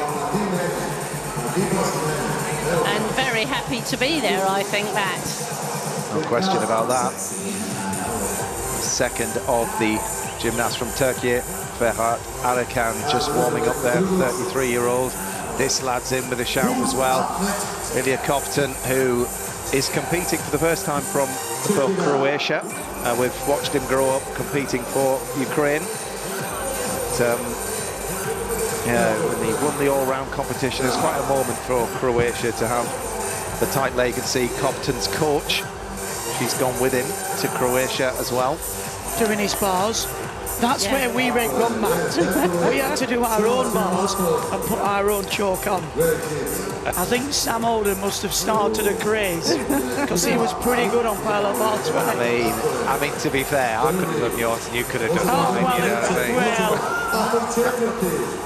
As a coach, I can assure you you're pleased to have something to do when you're nervous, because I think the coach is more nervous than the gymnast quite often, and you definitely want something to be able to do to focus your attention on. Well, the coach here has just adjusted the springboard for Ilya Kovtun. He's the highest qualifier. As I said, gold in the all-round. He took a 4th in the floor final. He's got the high bar final left to come today alongside Joe Fraser. He took a silver at the Olympics on this piece, and he has been 2-time European champion. And took a silver in this final back in 2022. So can he win back that title? 14.3 is the score to beat. Joe Fraser in gold medal position at the moment. 4 left to go then in this men's parallel bar final. And on we go with Ilya Kovtun competing for Croatia.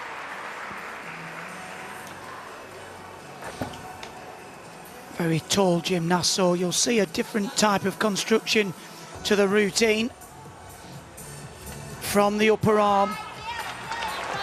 Fabulous control.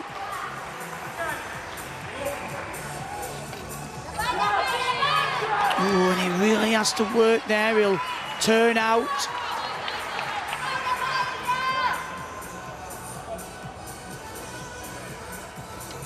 Again, front up rise into the studs. Anything from that upper arm position raises the difficulty.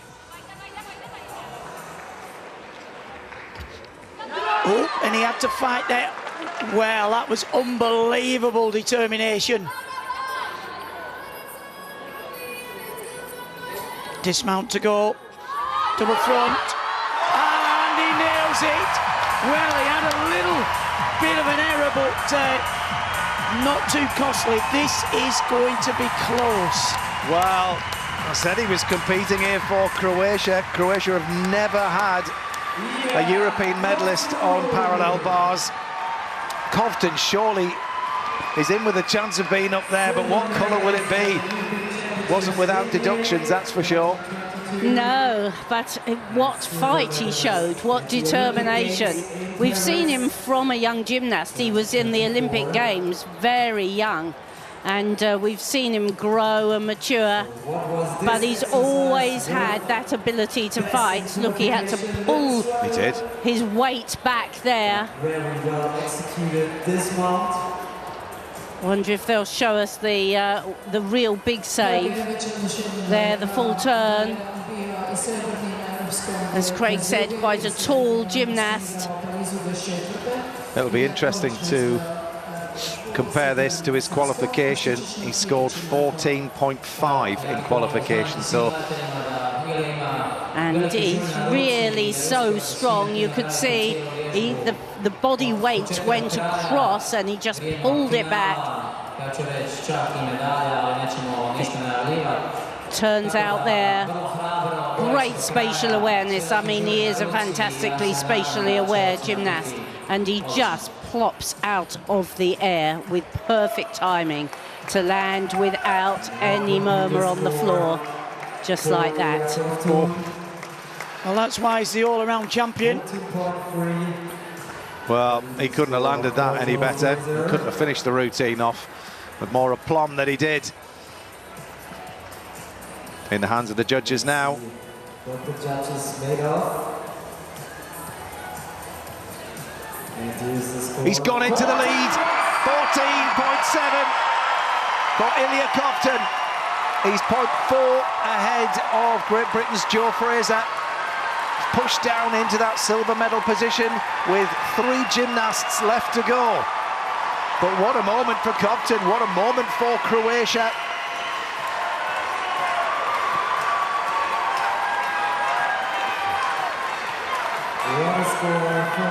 So on we go.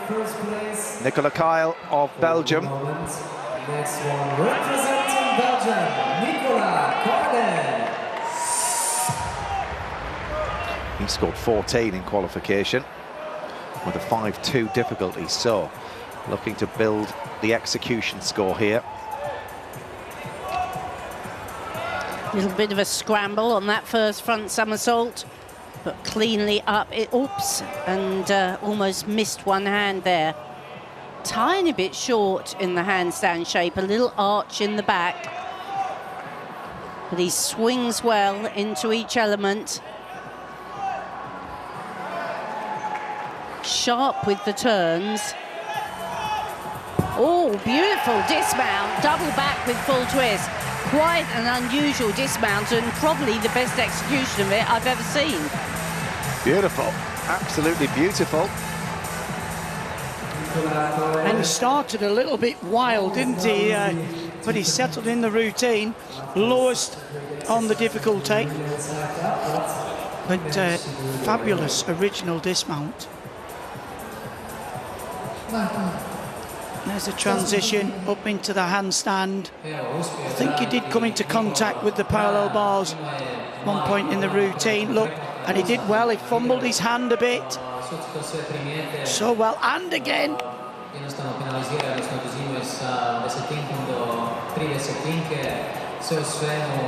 It's quite a short routine. It's another one of these. You're only counting 8 elements. So you don't want to put 16 elements in and half of them just rack up deductions. So this was quite a short routine, really, I felt. Well, it would have had all the 8 skills. It's just the way he zipped through it. I mean, this dismount was fabulous. Knees locked together. I mean, he lifted his toe, so I'd be interested to know, would he get the stick bonus or not? But I've seen over the years gymnasts try this dismount, but I don't actually think I've seen it done any better than that. I would concur, Christine.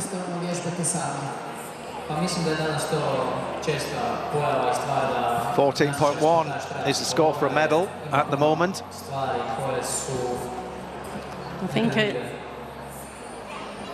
13.766. I think the fumbles at the beginning stopped that score being any higher. So Ilya Kovtun leads on 14.7. Joe Fraser 14.3 in second. And Doğan of Turkey 14.1 in third.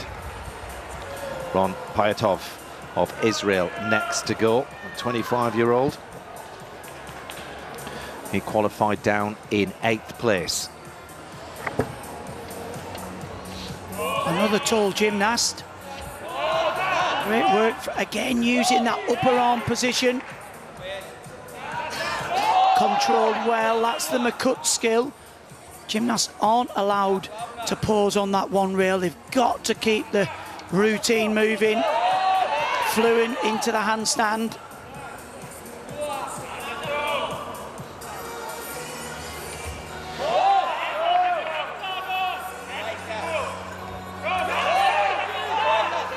He's moving. And he sticks to dismount. Well, 5.5. And I think the coach for Israel is Igor Korobczynski. Oh, I think. And a fantastic gymnast in his time, is it? No, it's not. It just won't make him. Apologies, Igor, if you're watching. And to the coach of Israel. Yes, of course. Sorry. But very nice work here. We will see when the gymnast performs the exercise with the great execution, the only factor which is going to the side, and which position he's on will be his difficult. He kept it moving very well indeed. The current position of the standings. Can see how the gymnast has to grip the parallel bars, generates the energy for the somersaults. He submitted, we will see what the judges will review the difficulty score. Big swing here. Into the front somersault. He had to use a bit of strength into some of the handstands. But this, wow, it didn't go up very well, that dismount. It scooted along a little bit, which made it more difficult to land, but he was so emphatic on that landing, made the shape and held the feet still. We wait for the score for Pyatov. So Pyatov scores 14.3. The same as Joe Fraser, but Joe is ahead on execution, and with just one gymnast left to go, Joe Fraser is guaranteed a medal. He wants to change everything here. Well, that was close, both at 8.7 on execution. Joe had 5.6 on difficulty, and the gymnast had 5.5. But he had a stuck dismount. Yes, he did. Well, this gymnast has won pretty much every title. Representing Turkey. We've seen him in many parallel bar finals. He's been European champion twice. He's had a silver and a bronze. Olympic bronze medalist. Has the highest routine of this final. 5.7. Ferhat Arikan from Turkey.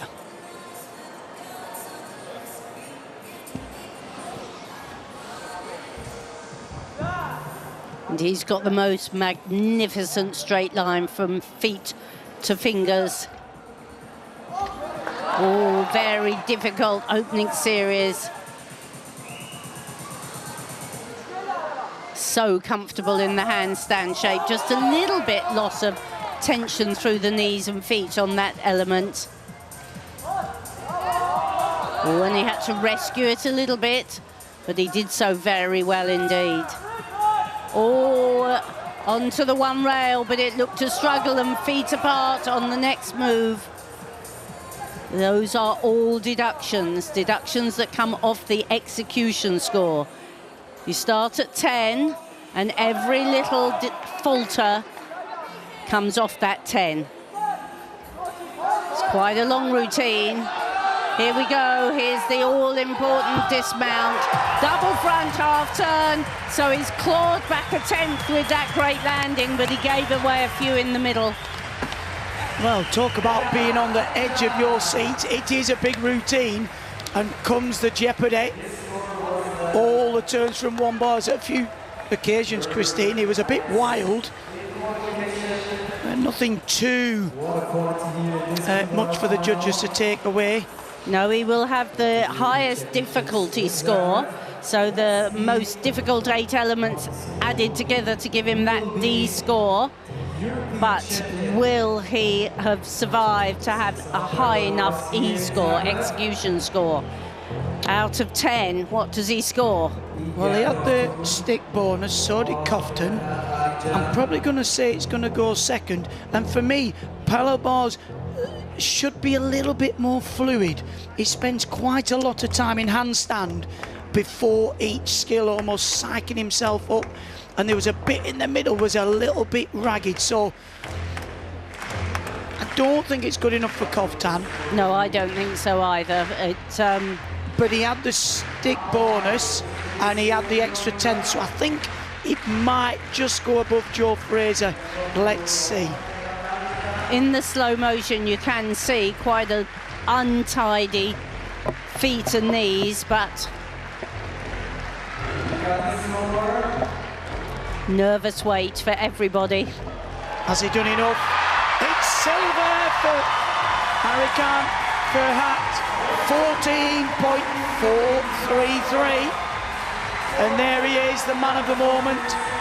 Second gold of the European Championships, Yulia Coftan. And it's a bronze for Joe Fraser.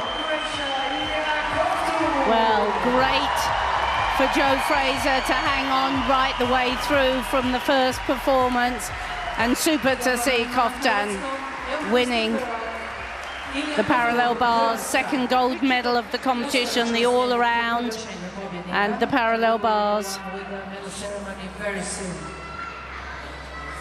Well, Ferhat upped his D score, Christine, by 2/10. Did he? To 5.9, and that's why he just edged above Joe, and he got the 0.1 stick bonus. Just wait for confirmation. And there it is. Gold goes to Ilya Coftan of Croatia. The silver to Turkey, Hurricane Ferhat. And bronze for Joe Fraser of Great Britain. Well, the scoreboard definitely says a bronze for Joe Fraser. I saw it myself, but there may be a little bit of deliberation over execution and difficulty and which way round the gymnast in third, Joe Fraser, and the fourth should be. What do you think, Sam? What do you think? Yeah, me and Beth are trying to figure it out, because obviously we've been debating whether the risk of doing more difficulty or the execution should come out on top in a tie-break. But for us, we're kind of looking here at Joe's start value being a 5.6, the gymnast from Israel start value being a 5.5, and thinking that the Israeli gymnast should have been going above Joe. But I mean, it was an amazing routine by Joe. I hope it stays like that. Sure, listen, Great Britain on the medal podium. Let's hope it doesn't change, absolutely. But this was how he did it, Beth, and it was exactly what we were expecting from Joe. Calm, considered, and precise. It was a fantastic routine, and actually he set the standard for the rest of the competition, going up first and performing a very well executed routine. Those handstands Sam was talking about before we went into this final, none of the kind of little hand movements, everything was just moving from skill to skill, and a very free-flowing routine. And just this double front half, just the hop together almost. It wasn't really a step as such, but that just didn't allow him to get the stick bonus, but still a very well executed routine and dismount. Yeah, and so consistent, isn't he, with his P-bar work? Yeah, I think sometimes you get a sense or a feeling when somebody walks up to do that routine, and Joe gives me that confidence. You know, I just expect him to do a great routine, and it's like clockwork for him to perform that routine. It's just so beautiful of it. And like Beth said, his handstand line, you know, it's perfection. I think if you're teaching a young gymnast how to do parallel bars, you just showed him Joe's routine there. It's so beautiful.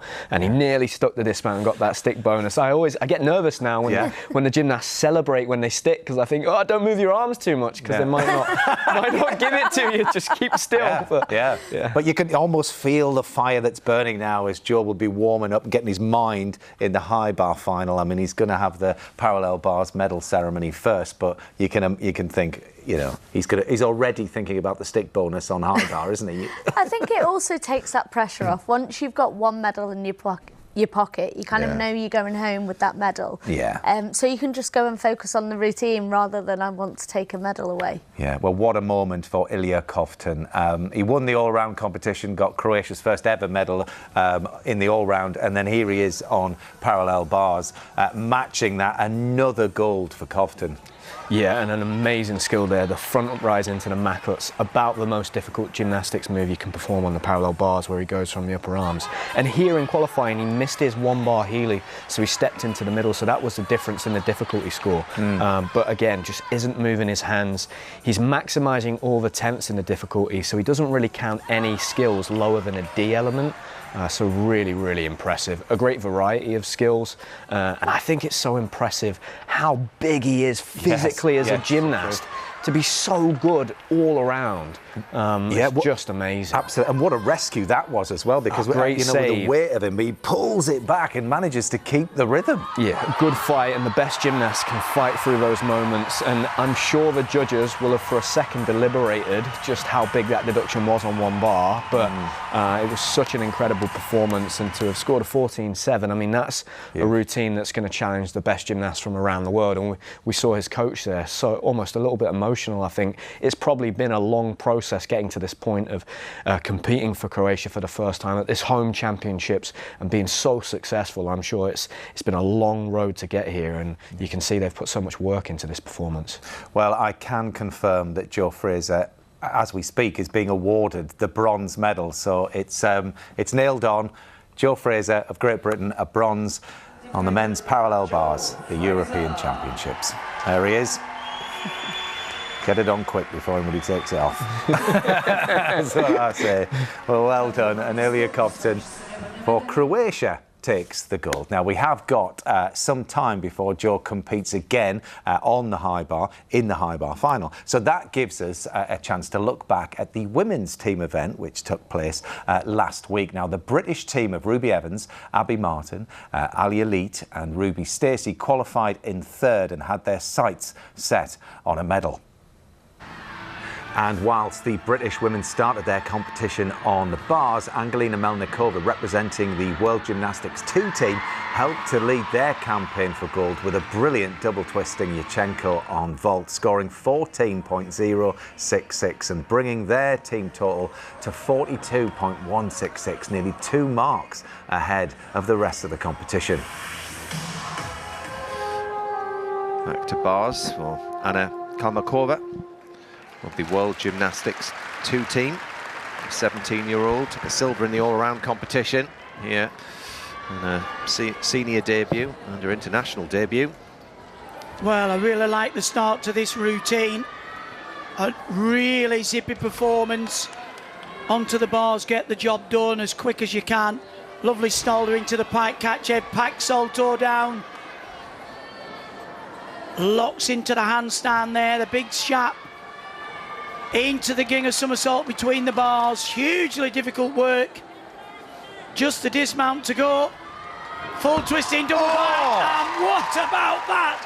Well, World Gymnastics 2 have posted 2 14s already on this piece of apparatus, and they look as fresh now as they did in qualification, Christine. They're yet to score under 14. With all of the performances, 3 vaults and 2 uneven bars, all 14 or over. Well, I'm sure this one will also be such difficult work.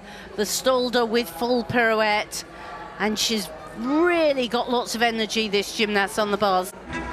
So a chance now for Great Britain with Ali Elite.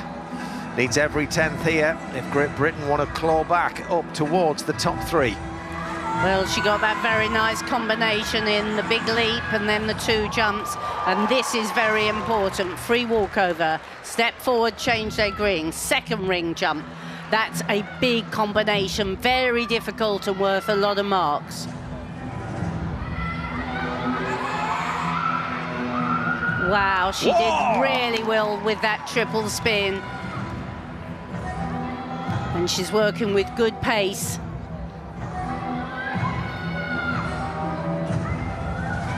Very elegant, very supple, got great flexibility. But this is the very difficult acrobatic series. Single flip, a layout, another layout. Wow, that was really well performed, Alia. Keep it strong. Another hugely difficult leap there, the change leg half. They have to have this passage of sideways dance when they can't see the beam. A little test for all the gymnasts. Now, come on, Ali, a big, strong dismount. Here we go. 2.5. Great work, Alio, just fantastic. From Heathrow Gymnastic Club, who've had great heritage of gymnasts. Her teammate from Heathrow won the bronze medal at the junior championships this morning.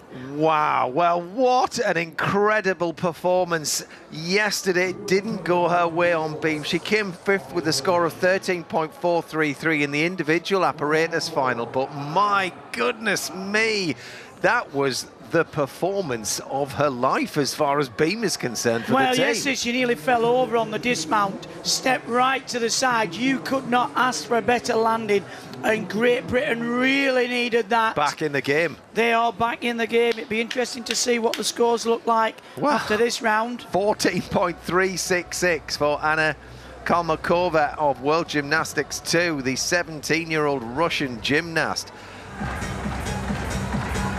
And there is confirmation.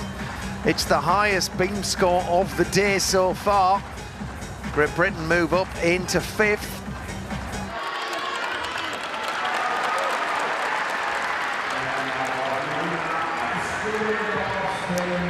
I love this opening series. The flip on, the layout, and then the next flip.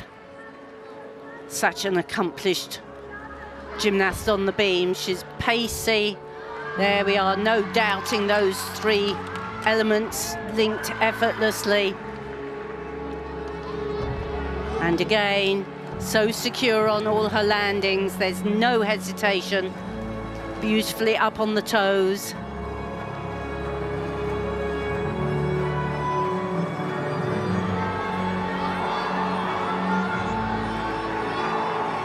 Technically so precise.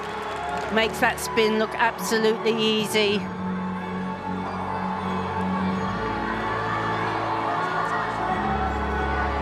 Super choreography. And she never stops moving. The strong free cartwheel. Of all the gymnasts in this last cycle, Olympic cycle, she has been, for me, a long way the best on the beam.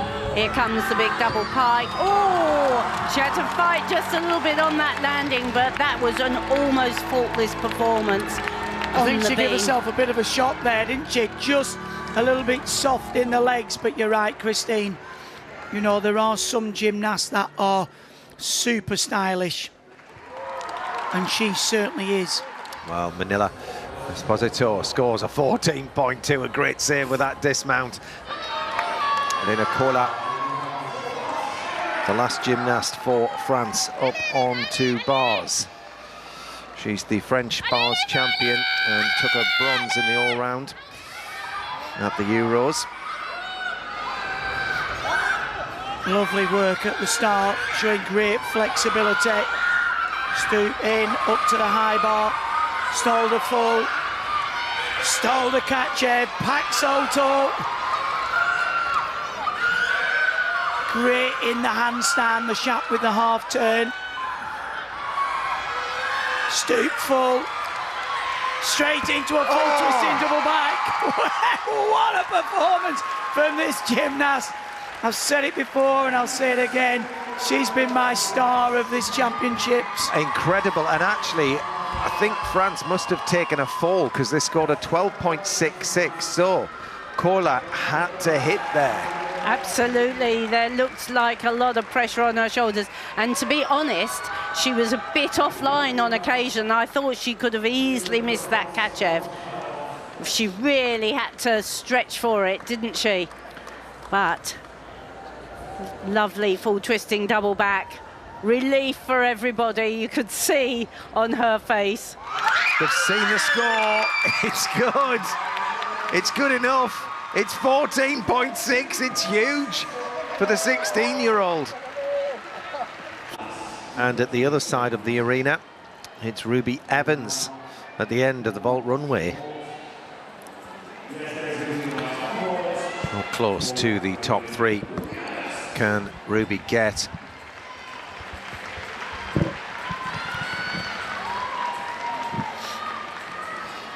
Let's hope she's got enough energy left. Oh, and she has. Double twisting Yurchenko. Great, great vault. Yeah, just what we needed. I think that'll push us above Germany. Into 4th. Into 4th. Too many errors today, I feel, to get the British team onto the podium. And here she is. It's Angelina Melnikova, 26 years old. Took a 3rd on floor yesterday in the individual apparatus final.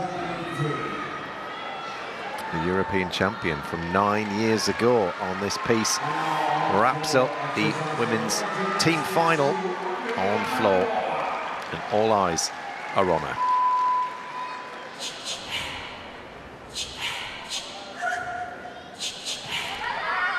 This very big tumble, she needs it to be clean. Oh, and she made it a little bit simpler today.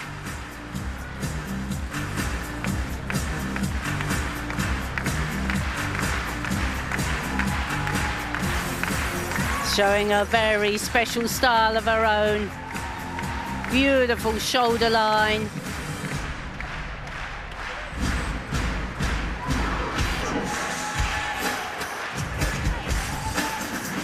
A little bit of body popping.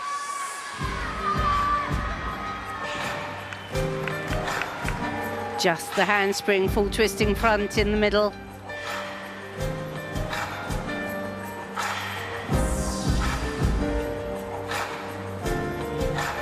Beautifully paced routine. Not so frantic that she can't show everything off.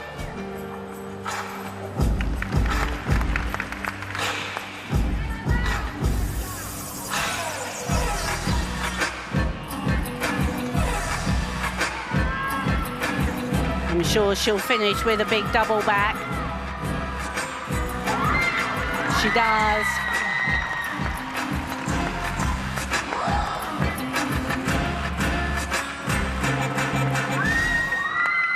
What a fabulous performance. Just shows when you make the tumbles slightly easier, it can be the absolute complete performance. Led her team to fantastic victory here. Well, they've been away from the Euros for a while and very much back with a strong message of what they can deliver on the World Gymnastics stage. I mean, it wasn't so much easier tumbling. It was still a double straight. But she did that with full twist, didn't she? And then the double straight in the second tumble just made it a little bit more manageable. And this was an absolute show. Ruby Evans scored a 14.1. It's a big finish for Ruby Evans. Well done, Ruby. She's That's had a fantastic finish. Yeah, really good competition. So there you have it. The World Gymnastics 2 team made up of the Russian gymnasts. 13.333. So World Gymnastics 2 take the title.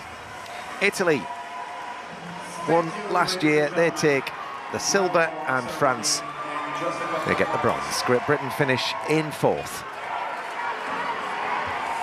Over 4 marks ahead of the rest of Europe, the World Gymnastics 2 team. That is some message, isn't it? Those Russian gymnasts have been away from international competition for a long time. Lots of people are looking forward to seeing what they had to offer, what they've been up to, and, well, they've answered it. Incredible there. Yeah, I mean, we've seen them falter a bit throughout the tournament as well. So I think just those younger ones, it's getting that competition experience now. They've been competing. Just obviously not on the international stage. So I think every time they start to compete, we'll start to see more and more consistency coming through. Yeah, and a word on the overall score as far as Great Britain were concerned. Down on what they were expecting, what they were planning, because Becky Downey did go out with the team but didn't compete in the team final. Didn't feel it was right so for she her. did qualification, and unfortunately, literally I think just before they marched out, decided not to do, the team made the decision for her not to do bars and beam. So Ruby Evans went in on bars and Ruby Stacey went in on beam. And as a gymnast, you've always got to be ready. The gymnasts will have been warmed up, and the team decision was made. Yeah, everybody went all out, did what they could. Ruby Evans scored 14.1 on vault, but Ali Elite on beam. I mean, it was an elite performance. Yeah, it really was, Matt. I can remember leaving the Saturday after the beam final and thinking, oh, if she scores a 14 tomorrow, she's going to kick herself. But a great opportunity for her, somebody that's not competed on that big stage many times, and heading into that World Championships, that will have given her a lot of confidence as an individual, but also for the team, because we spoke about just how important balance beam is to a team performance and that overall score. And so to have somebody that can break into 14 on beam is going to be massive for the Team GB athletes. Yeah. Absolutely, and a great experience for some of the younger gymnasts in there. Looking ahead to the World Championships coming up in October. Now, the next Apparatus final over in Zagreb will be the high bar, where after a quick turnaround, it'll be Jo Fraser again flying the flag for Team GB. Great Britain's Jo Fraser. Full twisting callback, and that's great. Look at that, and there's more to come. Mind-boggling. He's going for it. Come on, Joe. Watch this big wind-up, big skill coming. It's going to be big. Double twisting, double What about that, Jo Fraser? Well, let's have a look at the order of play. The new kid on the block, Russian Saveli Siedin, was the leading qualifier. He's up 7th. Former high bar European champion Ilya Kovtun qualified in 2nd. He goes up 2nd. I just saw him getting a gold there on parallel bars. And the British high bar champion Jo Fraser qualified 3rd. He'll be the 4th to compete, Jo, confirming that he did get that bronze medal on parallel bars. So, looking ahead to this one, how will Jo reset his mind, do you think, Beth? I think it just takes that pressure off. I think he will have just gone back into the warm-up hall, had a quick change, put his guards on, get a bit of a warm-up, and then, straight back out. And I think just you've got nothing to lose. Yeah. We know that he won a bronze medal at the World Championships last year. We know he can do it. So I think high bar is so exciting. It is literally who stays on usually wins a medal. They go all out on difficulty, and it's down to fractions of seconds where these release and catch elements can go wrong. Yeah, we can see Joe here just warming up, getting a feel for the bar as well. And it's interesting when you compare qualification to the final, Sam, similar to vault really, the key is to get into the final and then go all out when you're in it. Yeah, it is. High bar is one of those apparatus where there are so many opportunities to miss the bar and fall. So just getting through qualification, getting into the final, and then it's really a case of, okay, how much difficulty am I going to do? I think it's going to be really interesting to see what Joe does here. He could go for a really clean performance and just try and out-execute everybody, because he already has the highest difficulty going into this final. But Joe is capable of doing a routine above a 6.0 start value. So it's going to be really interesting. I think chatting to Beth before, she spoke about the mindset of winning a gold medal on one apparatus and then going into another one, which Beth has done.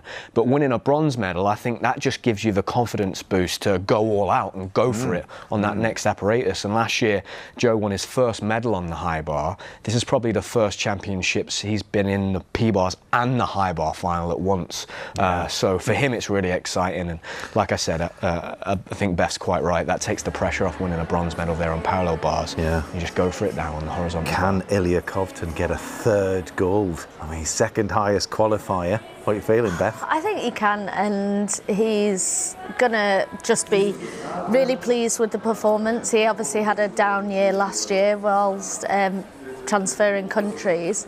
And I think he's just out there. He looks strong. He's performed well in the all-around competition on this piece of apparatus, and the crowd are definitely with him. Well, that's it. It's home crowd for him now as he switched to Croatia from Ukraine.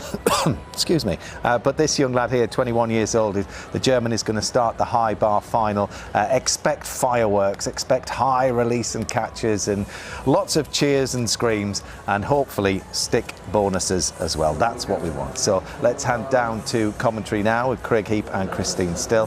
This is Radomir Stelmark of Germany, the German all-around champion. He used to represent Ukraine, actually. And there we are. Craig, Christine, it's over to you. Thank you, Matt, and welcome to the Flight Club. We are going to be entertained on this final piece. Apparatus. Stelmark kick things off, 21 years of age, from Germany.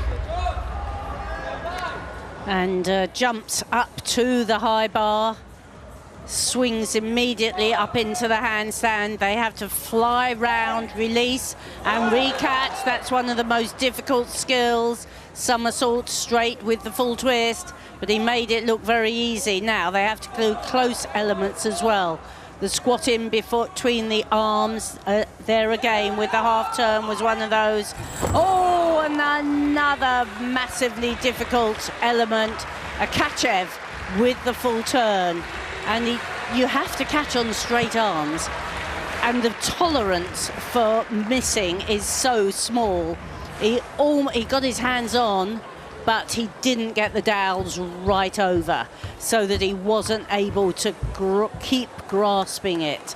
So I think they'll give him the difficulty because he had a momentary hang, but he will lose one whole mark for falling off. He starts again. The straight Kachev then without the full twist. Sure of that, the hop full turn.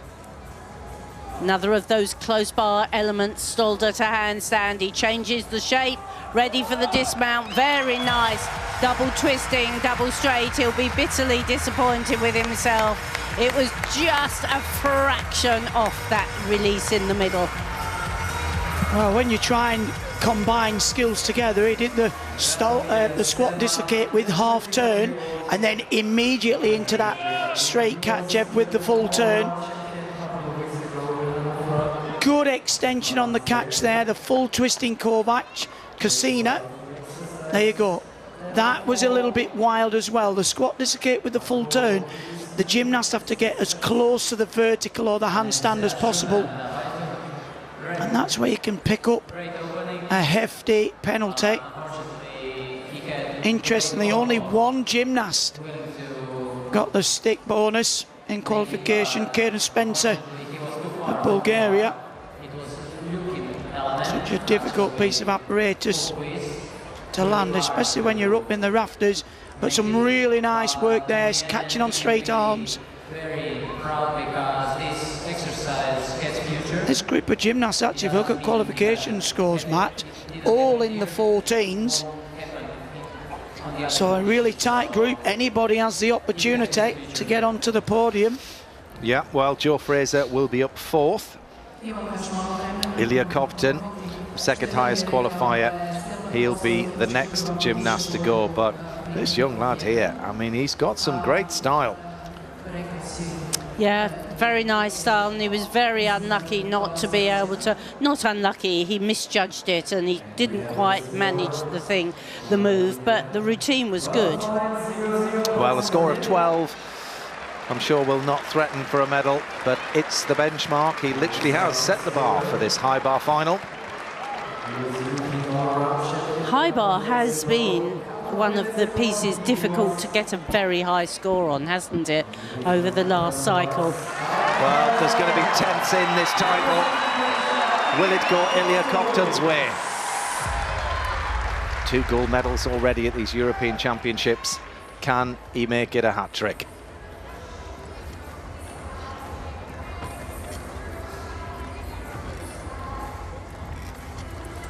Lovely full turn from the squat dislocate. Half turn into the handstand, connects it into a beautiful straight Katchev, straddle Katchev. Winds up for another big release. Fabulous full turn, the Casina. The coach just hovers in for his dismount. He has a big triple back to finish. Watch this. Winds up, kicks up, into the air. Huge triple. Nearly a bonus. That's the one to beat. He went all out. I think he likes a taste of gold. He had the lot, and it was a crowd pleaser. It really was. Absolutely phenomenal. The coach is in awe as well. My word, the journey the pair of them have been on over the last few years, leaving Ukraine and continuing to train and compete. Been absolutely phenomenal, and here he is now representing Croatia. 2 golds in the bag already, and what does the next half an hour hold for him? He looked so secure, didn't he? It never looked in doubt, and I've never seen a higher triple back ever. I have to smile because ever since he was a young junior gymnast, we've seen his coach stand in for his dismounts. He's now twice her size, and you just wonder what she's going to do if he misses it. Would you fancy that, Christine, standing on the high bar? No, I don't think so, but they're a great partnership, obviously. This was very nice. The squat dislocation turns right in handstand, and the full twist over the bar. He does catch on a little bit bent arms. He makes sure he's going to land, but here comes this massive triple back. Look, it's finished by the height of the high bar, so he's just got time to open out and float down to land. Here we go, 1, 2, 3, and open to land. Perfect. Wow. We thought he had it actually then, didn't we? Yeah, very close. It was very close. You're right, I don't know exactly what she would do if it went wrong, because he's about twice the size. And they'll obviously go into the lead by how much. It'll be interesting.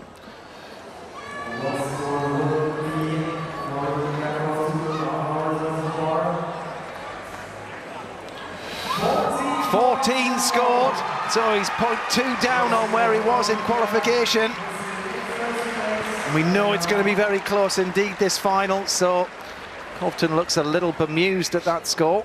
Well, his D score's down 0.2 as well, so we might be having an inquiry, because yeah, sure we will. See anything there, it was dubious. No, Seifert of Switzerland next to go. Always just been outside of the medals.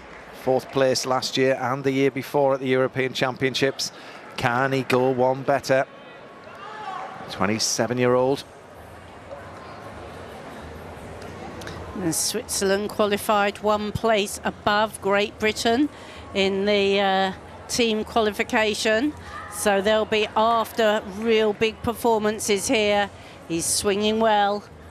Lovely turn into the handstand, all into the full twisting Kovacs, the somersault over the bar with a full twist. Another one coming here with, and it was straight but without the twist. Really should be easier, but if you just release a little bit too late, you fly away from the bar. He's a gymnast who shows emotion on his face, isn't he? Very disappointed with himself. And that he won't get credited for because he didn't even touch the bar.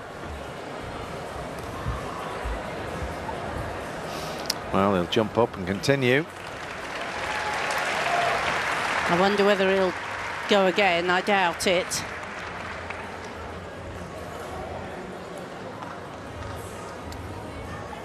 No, the in-bar work, very nice in-bar work as well.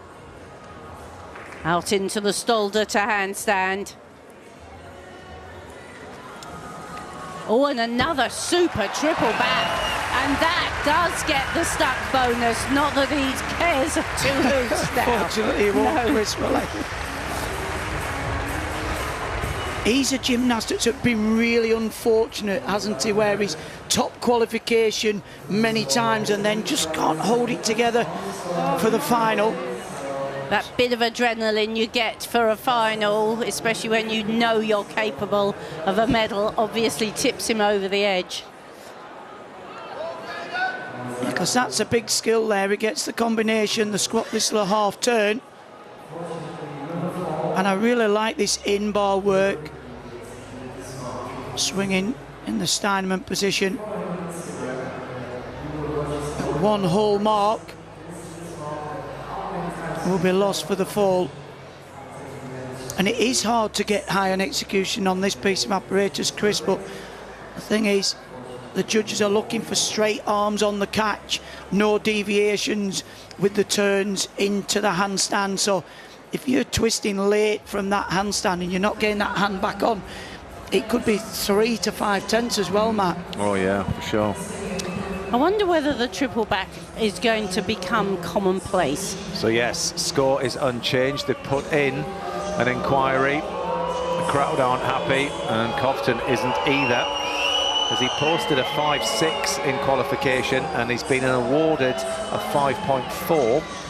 And what that will be. Well, I can't see, because it would normally be on a connection, and it might be the squat this little half. He went straight Katchev. Well, you can't challenge that. Yeah, coach doesn't understand either. Arina Gorbachev, his coach. All the whistling is to do with the unchanged score of Cobden, who is competing for Croatia, so in front of this home crowd. Certainly not for Noah Seifert or the effort that he put in.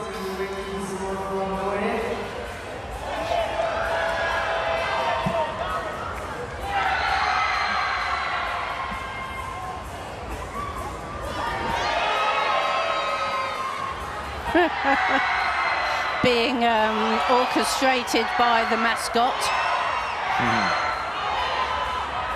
I think Sam in the studio saying that maybe he didn't put a straight Katchev in. But 12.666 for Noah Seifert.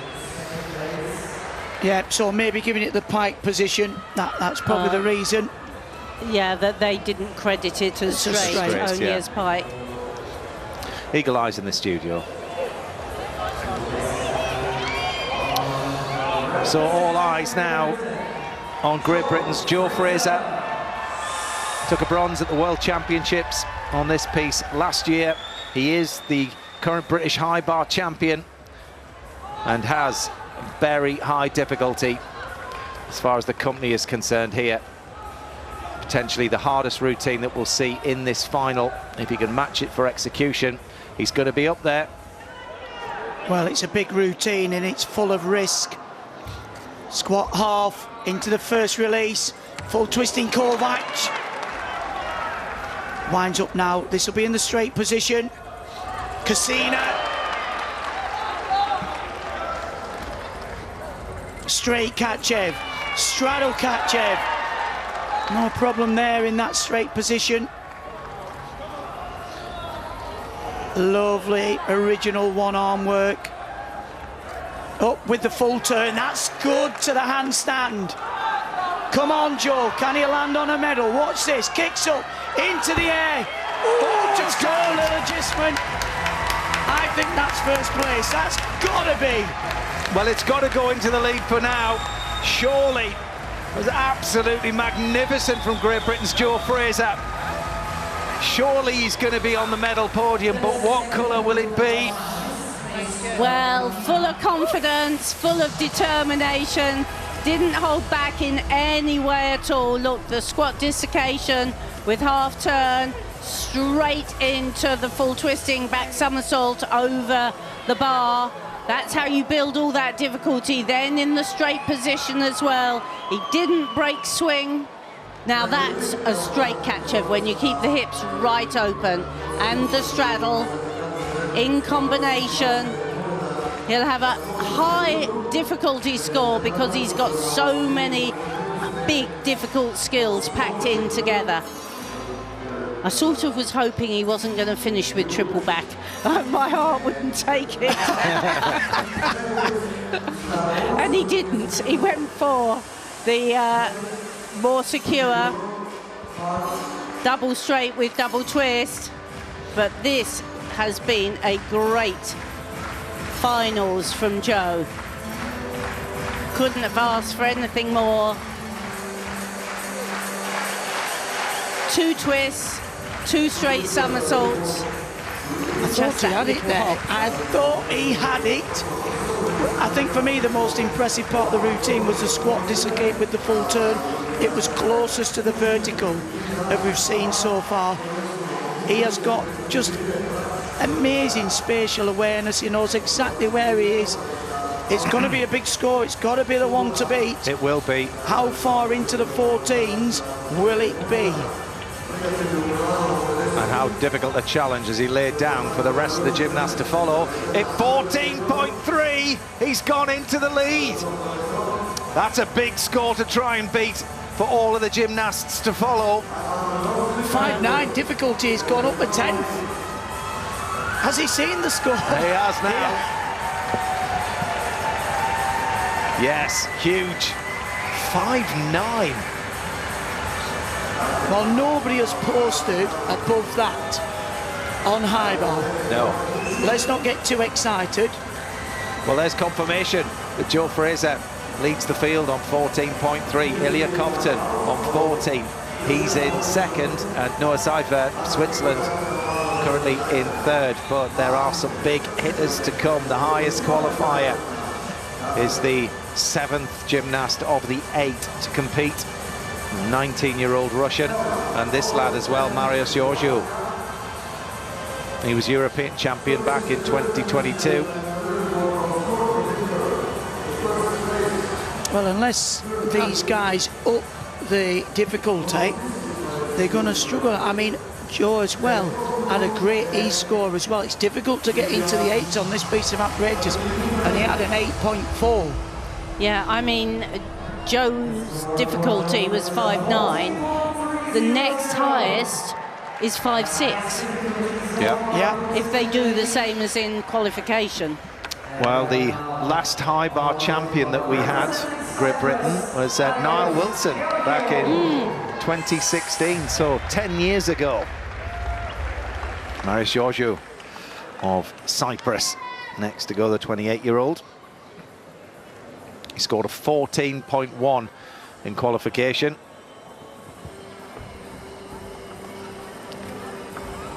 Also a very elegant and experienced gymnast.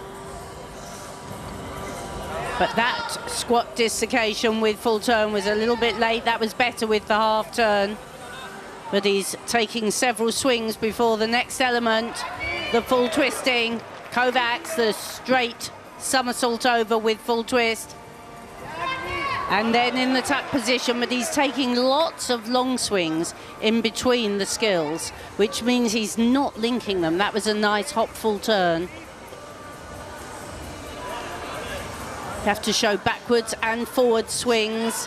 He's doing that very efficiently. Up we go, 2 twists, 2 somersaults, a great landing, but that was not anywhere near the same difficulty level as Joe Fraser. No, well, Georgiou's had a couple of medals at the Euros. In fact, he's the only gymnast from Cyprus to ever get a medal at the Europeans. He's a very stylish gymnast, isn't he? And he works the bar well. He's got plenty of height and flight on his release and catches, but you're right, Christine, he takes a lot of swings, and that was a bit late as well, the full turn. You've got to be aiming for the handstand. Yeah, he did a nice big element there, and then 2 long swings with nothing in before the next difficult element. Lovely one-arm work as well, just like Joe.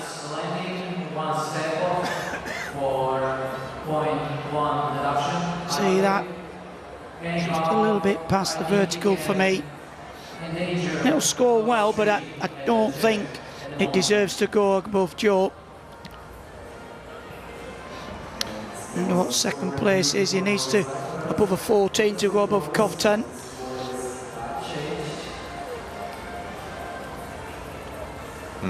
I think I mean, it was some great execution in there, that's for sure. Did he have it? Did he get the bonus? No. Oh, there's the close. step. Well, he likes it.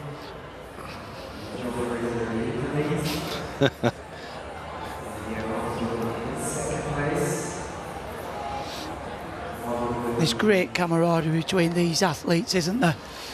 Well, I was thinking Joe's 27, he's 28. They've grown up together, haven't they? Absolutely. All through junior Europeans. It's 14.2. He's 0.1 behind Joe Fraser. He moves up into second. 8-7 on execution. Ilya Covington drops to third. Wow. So Caden Spencer of Bulgaria. Next up, 23 years old. There's 2 gymnasts left. Well, his mum was in the 1988 Olympics for Bulgaria. Yes. Sabrina Habrava. Oh, lovely stall there into a straight catch-ev with full turn. Straight catch-ev into the Ginga somersault. The only gymnast in qualification to stick landing from the high bar. That's a good position into the full turn to the handstand, but came down the same way. Oh no, it's gone wrong. Come on, concentrate. Squat with the half turn. Hop full.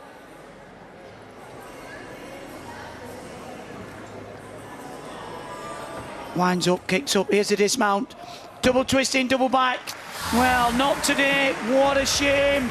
Yeah. Brilliant start. I've never seen that before from the stall, the straight catch-ev with full turn, so packed with originality.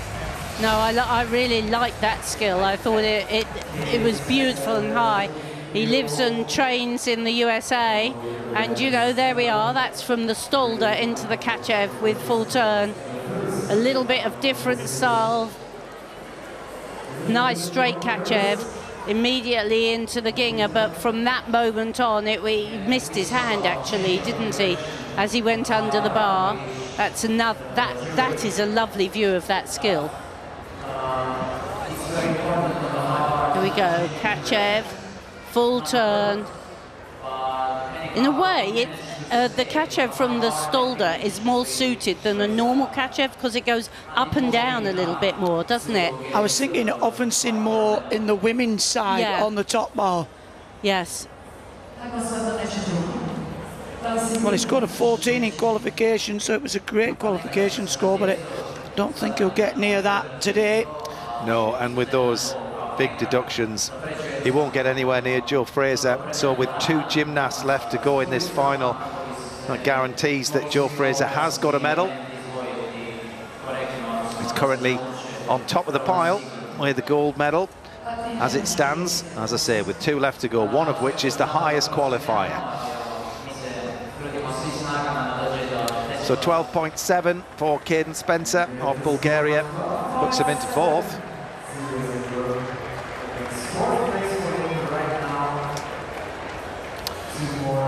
Well, here comes the highest qualifier, 19-year-old Russian gymnast, Saveli Siedin. Put in a 5-5 difficulty in qualification, but very high execution, and he may well up the difficulty now he's in the final. Well, he's swinging well. Big, high, full twisting somersault in the straight position. And in the tuck, just a little separation of the legs as he catches, but massive height on them. The full turn from the squat dislocation, a tiny bit late. Oh, but this is very nice work, swinging in that grip. He's zippy, isn't he? Fast, dynamic, double twisting, double straight. Ooh. Just a little pace, but another young star in the making here. Wow, I mean, that was incredibly impressive. 14.3, the score to beat of Joe Fraser. Well, I think if he'd have stuck it, he might have gone above. You wound him up and off he went, didn't he? It wasn't hanging about. He was a little bit scrappy in the legs on some of those big releases, but good into the handstand. Well, what you can see here, look. They're probably the cleanest catches we've seen, weren't they? He scored 14.233 in qualification. Actually, from there you can see a little bit of an arm flex. On that one it was. Yeah, and he only had a 5-5 because he doesn't combine any of the releases to a skill before. So I think Joe's going to hang on. I really do. He's going to hang on to the high bar. Well, he did hang on to the high bar, Craig, didn't he? Look, you just see how on both of them, the legs there. And you picked that up in the routine, Chris. But both these young gymnasts from Russia are looking very impressive, aren't they? A whole new generation coming through. Nobody has stuck the dismount yet, with 1 to go. Well, it looks like he stayed with the difficulty. Wondered if he would upgrade. Now he's in the final, but it's a 5-5 on the difficulty, 14.066. Saveli Siedin is in 3rd with 1 gymnast left to go. So Joe Fraser guaranteed at least a silver. And here is Robin Svogal of Lithuania. He has been and is the current European champion on this piece of apparatus. Can he make it 3 European titles?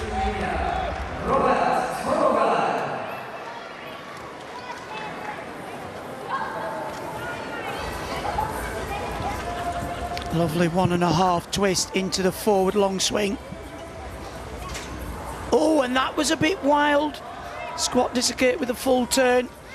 He really has to compose himself. That was good. Straight Katchev, pike Katchev, into a ginger. It's very scrappy.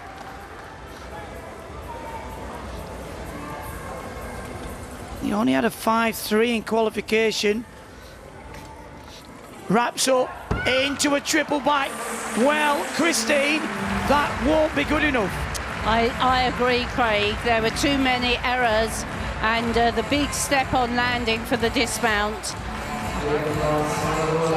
Well, we need to wait to have it confirmed, but I'd be very surprised if that went into the medals. I think you've seen everything. 1.5, the hop, 1.5. That was way offline as well, don't you think now? Yeah, now the squat in, full turn out, and the legs were wild, really apart as he shot out. He's got a lovely rhythm to his swing. Good straight arms on all this work. But he wasn't at his best today, I don't think.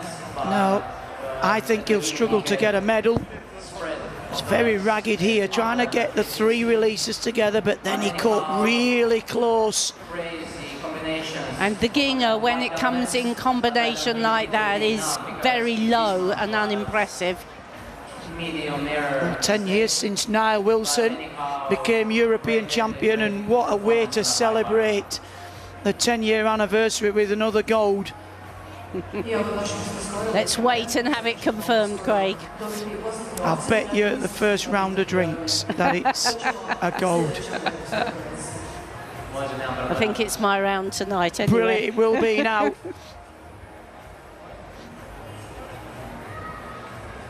Let's wait for the score. Who will be next European champion?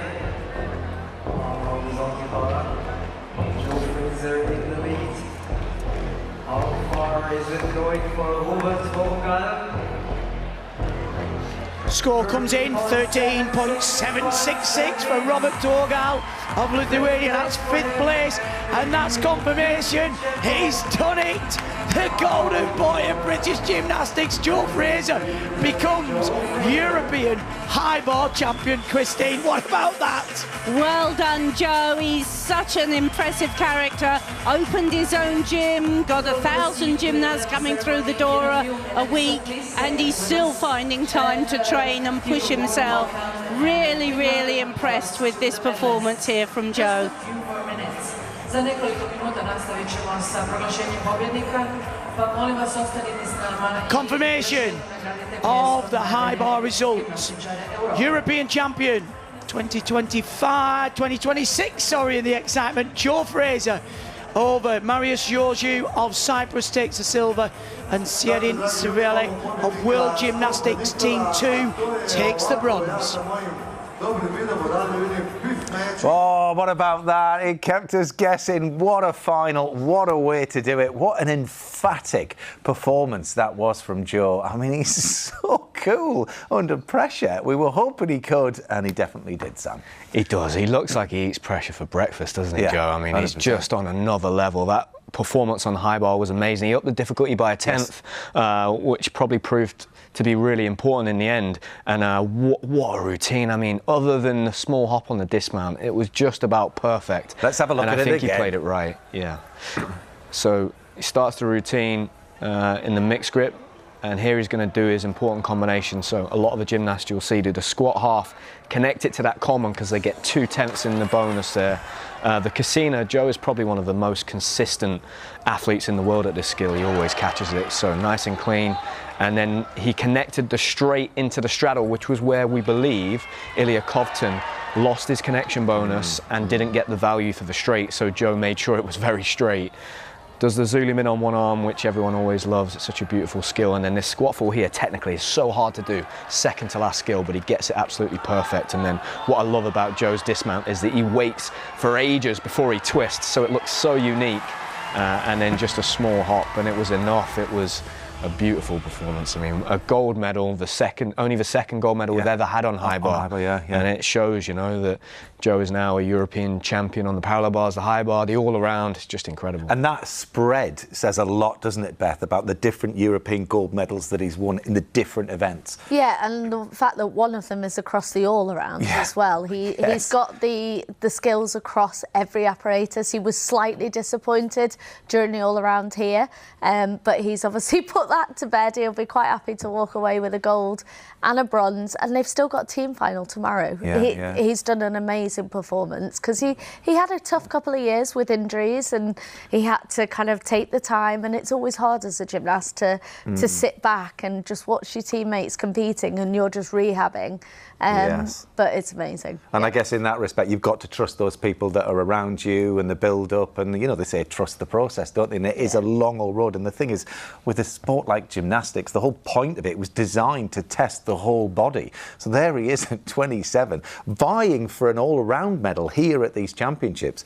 All those individual apparatus, and then takes gold on the last one as well. Yeah, you're right, Matt. Gymnastics is the real test of the whole human body. You have to use everything, and 6 events that, you know, you've got to be strong, powerful, flexible, technical. Your spatial awareness has got to be incredible now with the difficulty of the gymnastics that these athletes are doing, and it's just remarkable to see him at this level. And, you know, if I'm the junior national coach, as soon as they have that first training camp, I'm showing them Joe's performance performance, the fact that he fell on the first day in the all-around, comes back to the Apparatus finals, completely sets that to one side, wins a bronze, wins a gold, and then the way he talks about the team being the most important thing. I mean, he is the perfect role model for any young gymnast out there. It's great that we've got him in our sport. Yeah, but also to have your mind in the right place as well, Beth, because that says an enormous amount, stepping up there. And the thing is, the connections that are in there, it's hard to explain. You as a world bars champion, you understand the fact that you've got to link the moves with no gaps in between, and the speed that you have to react and the way you've got to get your body into those positions to deliver those skills with no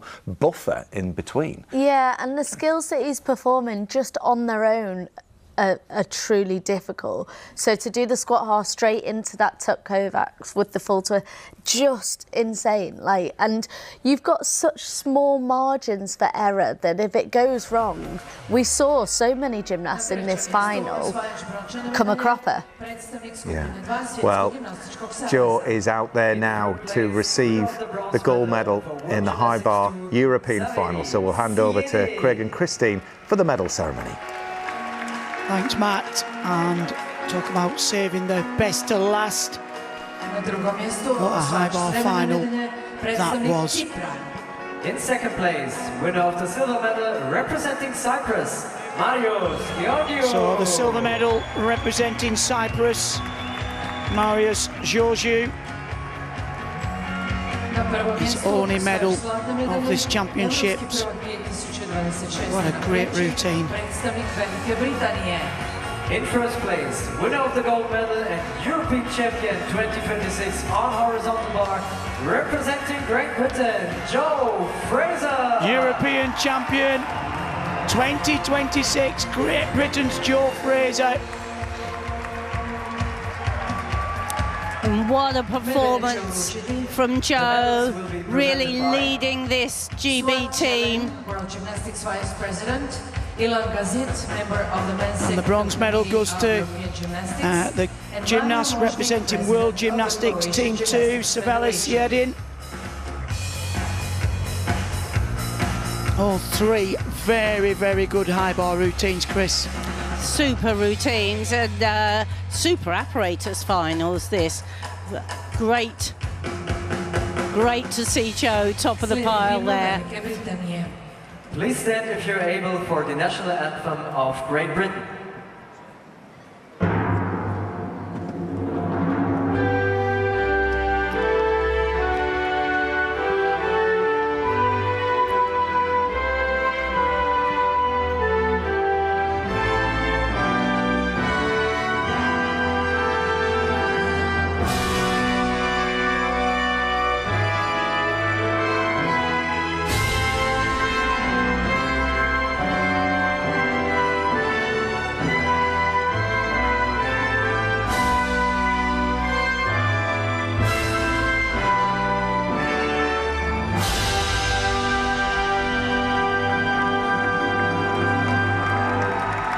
Well, it's gold for Great Britain's Joe Fraser on the high bar, silver Marius Georgiou of Cyprus, and the bronze goes to Savelis Yedin of World Gymnastics Team 2.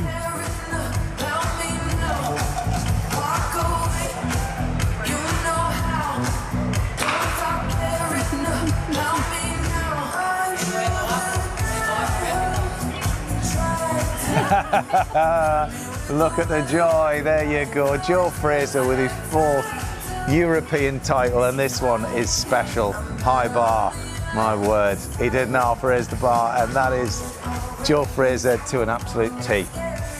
Well done, that man. And his job is not done yet out in Croatia, because there is one day to go of these championships, one more day out in Zagreb, and it is a cracking event to finish with, and it's the men's team final.